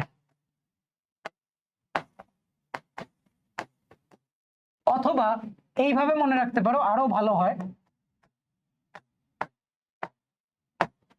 রাশিটা যখন এই আকারের তখন আর এর ভ্যালু হইতেছে direct np by p plus q. ঠিক আছে, তোমাদের দেখবো অনেকগুলো অবজেক্টিভ আসে, ঢাবিতে আসে, বিভিন্ন জায়গায় আসে, সেইখানে হইতেছে লোকজন টাইম লাগায় তারপর সলভ করে। এই ধরনের প্রশ্ন যেগুলা ধরো আমরা 9 10 টাইম লাগাই নাই, দেখেই উত্তর করে ফেলছি, সেগুলা তোমরা যদি টাইম লাগায় করো তাহলে আসলে পিছায় যাবা, বুঝছো? দেখো এখানে বলছে এক্স বর্জিত পদ বের করতে। তো প্রথম কথা হচ্ছে যে আর প্লাস 1 তম পদ হচ্ছে এক্স বর্জিত, তাহলে আর এর ভ্যালু কত হবে? আমি কি বলছি? Np, n into p, p এর ভ্যালু এখানে কত? 1, তাহলে এনপি বাই কত? পি প্লাস কিউ, তাই না? দেখছো পি প্লাস কিউ, সেই জায়গায় আর এর ভ্যালু হচ্ছে 5, যেহেতু এক্স বর্জিত তার মানে কি এনসিআর। আচ্ছা এন এর ভ্যালু তো দেওয়া, কেন বসাবো না একবারে? ঠিক আছে, এনসিআর কি হবে? 10c5, তারপর কি 2 এর মাথায় যাবে হচ্ছে 10 - 5, আর এখানে যে 1/6 আছে তার মাথায় যাবে 5। ঠিক আছে, তোমরা কি বুঝতে পারছো? দেখো আমরা মেইন প্রবলেমটা না করে জেনেরিক একটা প্রবলেম সলভ করে রাখছি। যখন এক্স বর্জিত বলবে এই জিনিসটা তো জিরো, এটা নিয়ে মাথা ঘামানো লাগে না। এ এর মাথায় যাবে হচ্ছে n - r, বি এর মাথায় যাবে r। এ বির পরিচয় কি? x to the power p এর সহগ আর x to the power q এর সহগ। ঠিক আছে, তো ওটা করে দিছি, একবারে বলে দিছি। এইখানে একটা আসবে 2 টু দি পাওয়ার 5, আর এই যে 1/6 এটাকে লেখা যাবে 1/2 two the power 5, 3 two the পাওয়ার 5। তাহলে 2 two the power 5, 2 two the পাওয়ার 5 কাটা, 10c5 বাই 3 টু দি পাওয়ার 5, এটা হচ্ছে আমার অ্যান্সার। ওকে, আচ্ছা তোমরা কি এভাবে করবা? এমসিকিউ হলে কেউ জিজ্ঞেস করবে কিভাবে করছো, রিটেন হলে কিভাবে করবা? এই যে সুন্দর মতো, ঠিক আছে, এভাবে লিখবা যে আর প্লাস 1 তম পদ হচ্ছে টি আর প্লাস 1 ইজ ইকুয়াল টু এটা, তারপরে প্রশ্ন মতে এটা ইজ ইকুয়াল টু 0 যেহেতু এক্স মুক্ত পদ, আর সমান এটা, এই আর সমান এটা আবার এখানে বসায় দিবা। ঠিক আছে, আচ্ছা তাহলে আমরা আগাই। আচ্ছা আমরা এই চ্যাপ্টারে বারবার এই একটা ফর্মুলাই দেখতেছি, এখানে আমরা আরেকবার একটা জিনিস একটু ক্লিয়ার করি। দেখো এ এর মাথায় n আছে, বি এর মাথায় 0 আছে, এ এর মাথায় n - 1 আছে, বি এর মাথায় 1 আছে, তাই না? আমি যদি সাধারণ পদের দিকে তাকাই তাহলে আমার এ এর মাথায় n - r আছে আর বি এর মাথায় r আছে। দেখো মাথায় যে দুইটা জিনিস আছে তাদের যোগফল কত? তাদের যোগফল হচ্ছে n, তাই না? আচ্ছা আমরা কি এরকম বলতে পারি যে আমার কাছে n - r টা a আছে আর r টা b আছে, ঠিক আছে? এদেরকে কত ভাবে সাজানো যাবে? তুমি বলবা ভাইয়া এই জিনিসটা তো আমার পরিচিত লাগতেছে, আপনি এই দুইটা যোগ করেন আর আমার n - r টা a আছে তাই n - r ফ্যাক্টোরিয়াল দিয়ে ভাগ দেন, আর r টা b আছে তাই r ফ্যাক্টোরিয়াল দিয়ে ভাগ দেন, তাই না? এটা তো আমার ওই যে একই ধরনের অনেকগুলো বর্ণ আছে, এদের দিয়ে কতগুলো শব্দ হবে সেই প্রশ্ন, তাই না? 7 ফ্যাক্টোরিয়াল বাই 4 ফ্যাক্টোরিয়াল 3 ফ্যাক্টোরিয়াল। ঠিক আছে, পিটা এক জাতীয় জিনিস, কিউটা আরেক জাতীয় জিনিস, কতভাবে সাজানো যাবে? P plus q factorial by p factorial q factorial. আচ্ছা আমার কাছে যদি a plus b whole cube থাকতো আমি ওইটাকে বলতাম a plus b into a plus b into a plus b, তাই না? দেখো আমি যদি এই তিনটা থেকে a কে নেই তাহলে আমি পাবো a a a। ঠিক আছে, তাহলে আমি কতভাবে a a a পাইতে পারি? দেখো সামনে 1 আসবে, তাই না? তুমি যদি হোল কিউব করো তুমি ফর্মুলা পাবা a cube plus 3 a square b plus 3 a b square plus 1 b cube. ঠিক আছে, সো বেসিক্যালি এই যে 1 আছে এই ওয়ানটা হচ্ছে তিনটা এ কে সাজানোর ওয়ে, যেহেতু জিরোটা বি আছে তাই আমি জিরো ফ্যাক্টোরিয়াল লিখছি। আচ্ছা, এরপরে চিন্তা করো, আমি প্রথমটা থেকে এ নিলাম, দ্বিতীয়টা থেকে এ নিলাম, আর তৃতীয়টা থেকে বি নিলাম। এটা একটা কাজ। আবার হইতে পারে আমি প্রথমটা থেকে এ নিলাম, দ্বিতীয়টা থেকে বি নিলাম, তৃতীয়টা থেকে এ নিলাম। আবার প্রথমটা থেকে বি নিলাম, দ্বিতীয়টা থেকে এ নিলাম, তৃতীয়টা থেকে এ নিলাম। ঠিক আছে, এইভাবে আমি নিতে পারি। এন্ড বেসিক্যালি এটা কি, এটা হইতেছে এ কমা বি সাজানোর যে কেসগুলা ওইগুলা। তাহলে কত ভাবে সাজানো যাবে? দেখো, তিন ভাবে যাবে। তিন ভাবে কি আমরা এভাবে লিখতে পারতাম, তিনটা জিনিস আছে, দুইটা জিনিস সেম, একটা জিনিস আরেক ধরনের। ঠিক আছে, তো দেখো এ স্কোয়ার বি বেসিক্যালি এটাই বলতেছে। সিমিলারলি এ বি স্কোয়ার আসবে, সিমিলারলি বি কিউব আসবে। ওকে, আচ্ছা, আমি যেটা ফোর্স করার ট্রাই করতেছি সেটা হচ্ছে যে তোমার A to the power N minus R B to the power R, এটা বেসিক্যালি হচ্ছে কি, এর সামনের যে সহগটা এটা বেসিক্যালি হইতেছে N factorial by N minus R factorial into R factorial. So সহগটা বেসিক্যালি এন মাইনাস আরটা এ এবং আরটা বি সাজানোর ওয়েকে নির্দেশ করে। ঠিক আছে, এটা যদি বুঝো তাহলে অনেকগুলো ম্যাথ তোমার কয়েক সেকেন্ডে হয়ে যাবে। যেমন এই ম্যাথটা কি বলছে দেখো, 1 plus x to the power p 1 plus 1 by x to the power q এর বিস্তৃতিতে এক্স বর্জিত পদ কত? আচ্ছা, প্রথমে একটু সিম্পলিফাই করে নাও। এই যে জিনিসটা আছে ভিতরের জিনিসটা, এটাকে আমরা বলতে পারি এক্স প্লাস 1 বাই এক্স। ঠিক আছে, এলসিএম নিয়ে। আবার এটাকে এভাবে লিখতে পারি যে 1 প্লাস এক্স বাই এক্স। ঠিক আছে, আচ্ছা দেখো পুরোটার পাওয়ার আছে কি কিউ, তাহলে পুরোটার পাওয়ারে কিউ দাও, কিউ দিলে এটা আসতেছে কি 1 plus x to the power Q by হচ্ছে X to the power Q.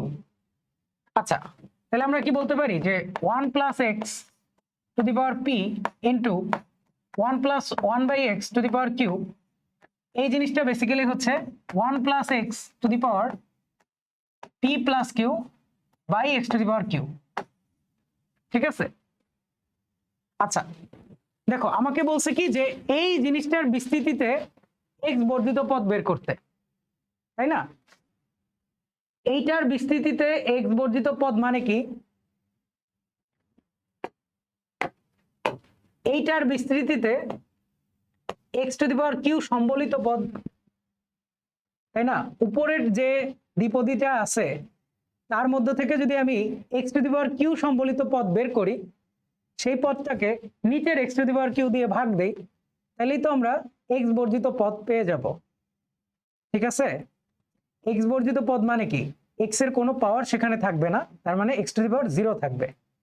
আচ্ছা, তাহলে বলো এটা কিভাবে করবা? অনেকে এখানে টি আর প্লাস 1 ধরে তারপর করবা না, দরকার আছে। তুমি দেখো এক্স এর মাথায় কিউ দিছো, তার মানে কি 1 এর মাথায় পি দিবা, এবং এদেরকে কত ভাবে সাজানো যাবে? তুমি বলবা ভাইয়া p plus q factorial by হচ্ছে পি ফ্যাক্টোরিয়াল কিউ ফ্যাক্টোরিয়াল। ঠিক আছে, তাহলে আমাদের উত্তর কত? এইটুক।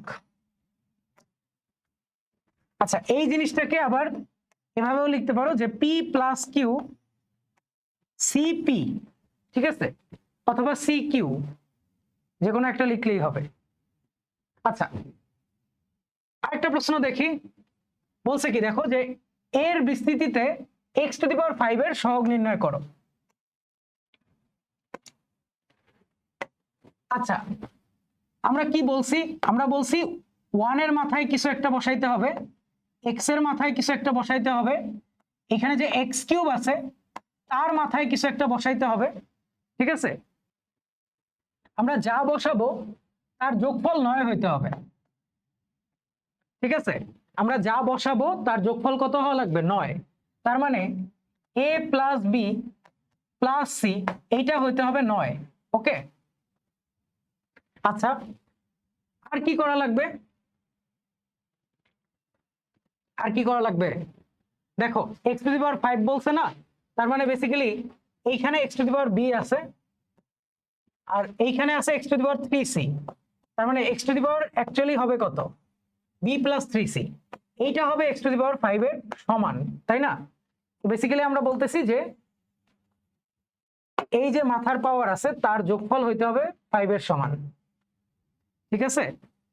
আচ্ছা, সো বেসিক্যালি আমরা 9 কে a b c তে ব্রেক করব, ওকে, যাতে b প্লাস 3c 5 আসে। আচ্ছা দেখো b এর ভ্যালু যদি আমি 0 বসাই তাহলে 3c সমান 5, যেটা কোনোদিনও হবে না, তাই না? আমরা তো শুধুমাত্র পূর্ণ সংখ্যায় ব্রেক করতে পারবো। তাহলে b এর ভ্যালু 1 বসাও, তাতেও হবে না। b এর ভ্যালু 2 বসাও, তাতেও দেখবা হয় না কি। আচ্ছা b এর ভ্যালু 1 বসাই, b এর ভ্যালু 1 বসাইলে এখানে 4 আসে, 3c সমান 4 হবে না। b এর ভ্যালু 2 বসাই, b এর ভ্যালু 2 বসাইলে দেখো তোমার 3c সমান 3 আসে, ঠিক আছে? 3c সমান 3 আসে, তাহলে সেটা হবে। আচ্ছা আরেকটা কি হতে পারে, b এর ভ্যালু 5 বসাও, তাহলে 3c সমান 0 আসে, সেটাও ভ্যালিড, ঠিক আছে? তো এই জিনিসগুলো কিছুটা বলতে পারো যে মুখে মুখে হয়ে যায়, বুঝছো, মুখে মুখে হয়ে যায়। আমাকে যদি এই প্রশ্ন বলতো যে 1 plus x plus X cube এর বিস্তৃতিতে x টু দি পাওয়ার 5 এর সহগ কত, তাহলে আমি হইতেছে এভাবে লিখতাম, এইখানে একটা রাফ লিখতাম, ঠিক আছে? অ্যাডমিশন হইলে এভাবে রাফ লিখতাম যে x এর পাওয়ার দিয়ে দিছি 5, এক্স কিউবের পাওয়ার দিয়ে দিছি 0, ঠিক আছে? তাহলে 1 এর পাওয়ার কত দেওয়া লাগবে? যেহেতু টোটাল পাওয়ার দিতে হবে 9, তাহলে 1 এর পাওয়ার দিতে হবে 4, ঠিক আছে? তাহলে এটা কত ভাবে করা যাবে? এটা করা যাবে হইতেছে 9 ফ্যাক্টোরিয়াল বাই হইতেছে 4 ফ্যাক্টোরিয়াল, 5 ফ্যাক্টোরিয়াল আর হচ্ছে 0 ফ্যাক্টোরিয়াল, এত ওয়েতে করা যাবে, ঠিক আছে? আচ্ছা আরেকটা কি আছে দেখো, তুমি হচ্ছে x এর পাওয়ার 0 নিলা, নাকি 0 নিলে হবে না, x এর পাওয়ার 2 নিলা আর x কিউবের পাওয়ার 1 নিলা, ঠিক আছে? তাহলে দেখো 2 আর 1 এ 3, তার মানে 6টা বসাইতে হবে একের মাথায়।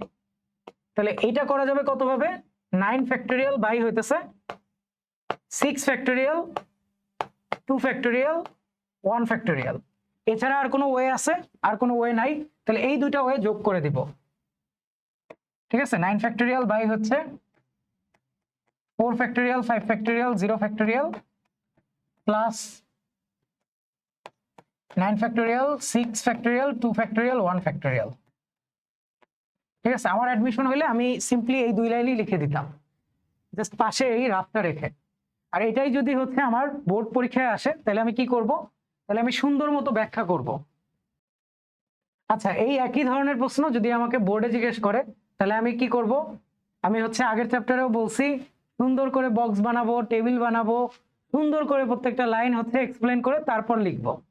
ধরো এই প্রশ্নটা দিছে যে 1 plus X square plus X cube whole to the power 9 এর বিস্তৃতিতে এক্স টু দি পাওয়ার 8 এর সহগ কত, ঠিক আছে? আমাকে ধরো এটা বলছে, তাহলে আমি সুন্দর একটা প্রথমে কি করব? বক্স আঁকবো, ঠিক আছে? একটা সুন্দর বক্স আঁকবো, এই বক্সের মধ্যে এইভাবে লিখবো যে আচ্ছা আমার উপায়, ঠিক আছে? একটা উপায়কে বললাম হইতেছে এ উপায়, আর একটাকে বললাম হচ্ছে বি উপায়, ওকে? আমি জানি না আরো উপায় লাগতে পারে। এখানে কি লিখবো? 1 এর ঘাত, তারপরে এক্স স্কোয়ারের ঘাত, তারপরে এক্স কিউবের ঘাত, ঠিক আছে? আচ্ছা ঘাতগুলা কোন ক্ষেত্রে নিতেছি? যাতে হচ্ছে এক্স টু দি পাওয়ার 8 তৈরি হয়, ঠিক আছে? এক্স টু দি পাওয়ার কি 8 তৈরি হয়। আচ্ছা দেখো এক্স স্কোয়ারের মাথায় যদি আমি 4 বসাই তাহলে কিন্তু এক্স টু দি পাওয়ার 8 তৈরি হয়ে গেছে, তাহলে এক্স কিউবের মাথায় কি বসাইতে হবে? 0, ঠিক আছে? এক্স কিউবের মাথায় আর কিছু বসাইতে পারবো? এক্স কিউবের মাথায় যদি 1 দিয়ে দেই তাহলে তো আমার এক্স টু দি পাওয়ার 8 এর সাথে আবার এক্স কিউব গুণ হবে, ঠিক আছে? আচ্ছা তো আমরা চাইলে এটাও লিখে দিতে পারি যে গুণফল হইতেছে এটা, গুণফল হচ্ছে x⁸8।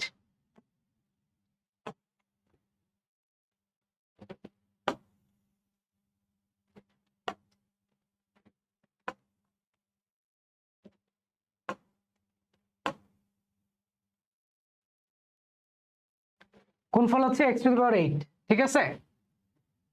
আচ্ছা দেখো, 4 যদি হচ্ছে x² এর মাথায় যায়, 0 যদি হচ্ছে x³ এর মাথায় যায়, তাহলে 1 এর মাথায় কত যাবে? টোটাল যাওয়ার কথা 9, তাহলে 1 এর মাথায় যাবে 5, ঠিক আছে। 5 4 0 যোগ করলে 9।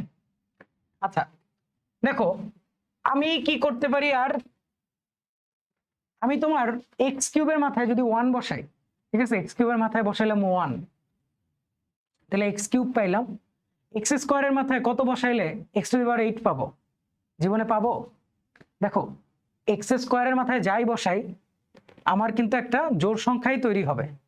সেই জোড় সংখ্যার সাথে আমি যদি x³ এর মাথায় বিজোড় এরকম কিছু যোগ করি, তাহলে বিজোড় পাবো। x⁸8 হচ্ছে জোড়, তাই না? জোড় বিজোড়ের আইডিয়া দিয়ে কাজ শেষ।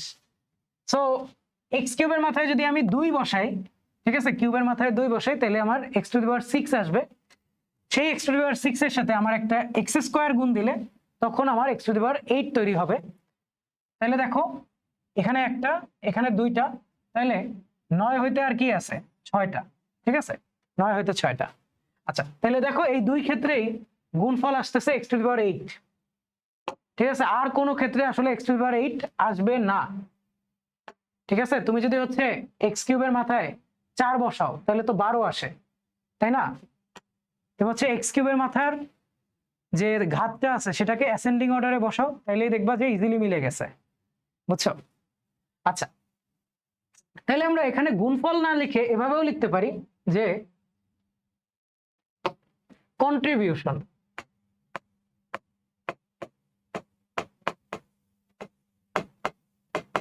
contribution to generate x⁸8, ঠিক আছে। বা আমরা বলতে পারি যে x⁸8 তৈরিতে এই যে বিন্যাসটা আছে বা এই যে চয়েসটা আছে তার প্রভাব কতটুক। সো সেই প্রভাবটাকে আমরা বলতে পারি 9 factorial by 5 factorial 4 factorial 0 factorial. আচ্ছা, দেন হইতেছে এটা 9 ফ্যাক্টোরিয়াল, 6টা এক আছে তাই 6 ফ্যাক্টোরিয়াল, একটা x² আছে, 2টা x³ আছে। আচ্ছা তাহলে সহগ কত হবে? সহগ সিম্পলি হবে এই দুইটার যোগফল। আচ্ছা, একটা মজার জিনিস দেখো, সেটা হইতেছে এই যে দুইটা সংখ্যা আছে আর এই যে দুইটা সংখ্যা আছে তারা হুবহু সেম। তার মানে এই প্রশ্নের অ্যান্সার আর এই প্রশ্নের অ্যান্সার সেম। আচ্ছা, দুইটা প্রশ্নের মধ্যে কি কোনো সম্পর্ক আছে? একটাই আমি চাইলাম x⁵, আরেকটাই আমি চাইলাম x⁸8। একটার ভিতরে আছে 1 + x + x³, আরেকটার ভিতরে আছে 1 + x² + x³, ঠিক আছে। বাট দুইটারই হোল টু দি পাওয়ার কি 9। এই দুইটার মধ্যে কি কোনো সম্পর্ক আছে কিনা তোমরা হচ্ছে একটু দেখো, কোনো ধরনের সম্পর্ক আনা যায় কিনা, ঠিক আছে। সম্পর্ক আনার জন্য তোমরা কিছু অদ্ভুত কাজ করে দেখতে পারো, যেমন হচ্ছে x এর জায়গায় 1/x বসানো, তারপর হচ্ছে হইতে পারে 1/√x বসানো, ঠিক আছে। বা আরো বিদঘুটে জিনিস ট্রাই করে দেখতে পারো, বুঝছো? ট্রাই করে জানায়ও যে কেন এইটার x⁵ এর সহগ এইটার x⁸8 এর সহগের সমান আসছে, ঠিক আছে। আচ্ছা,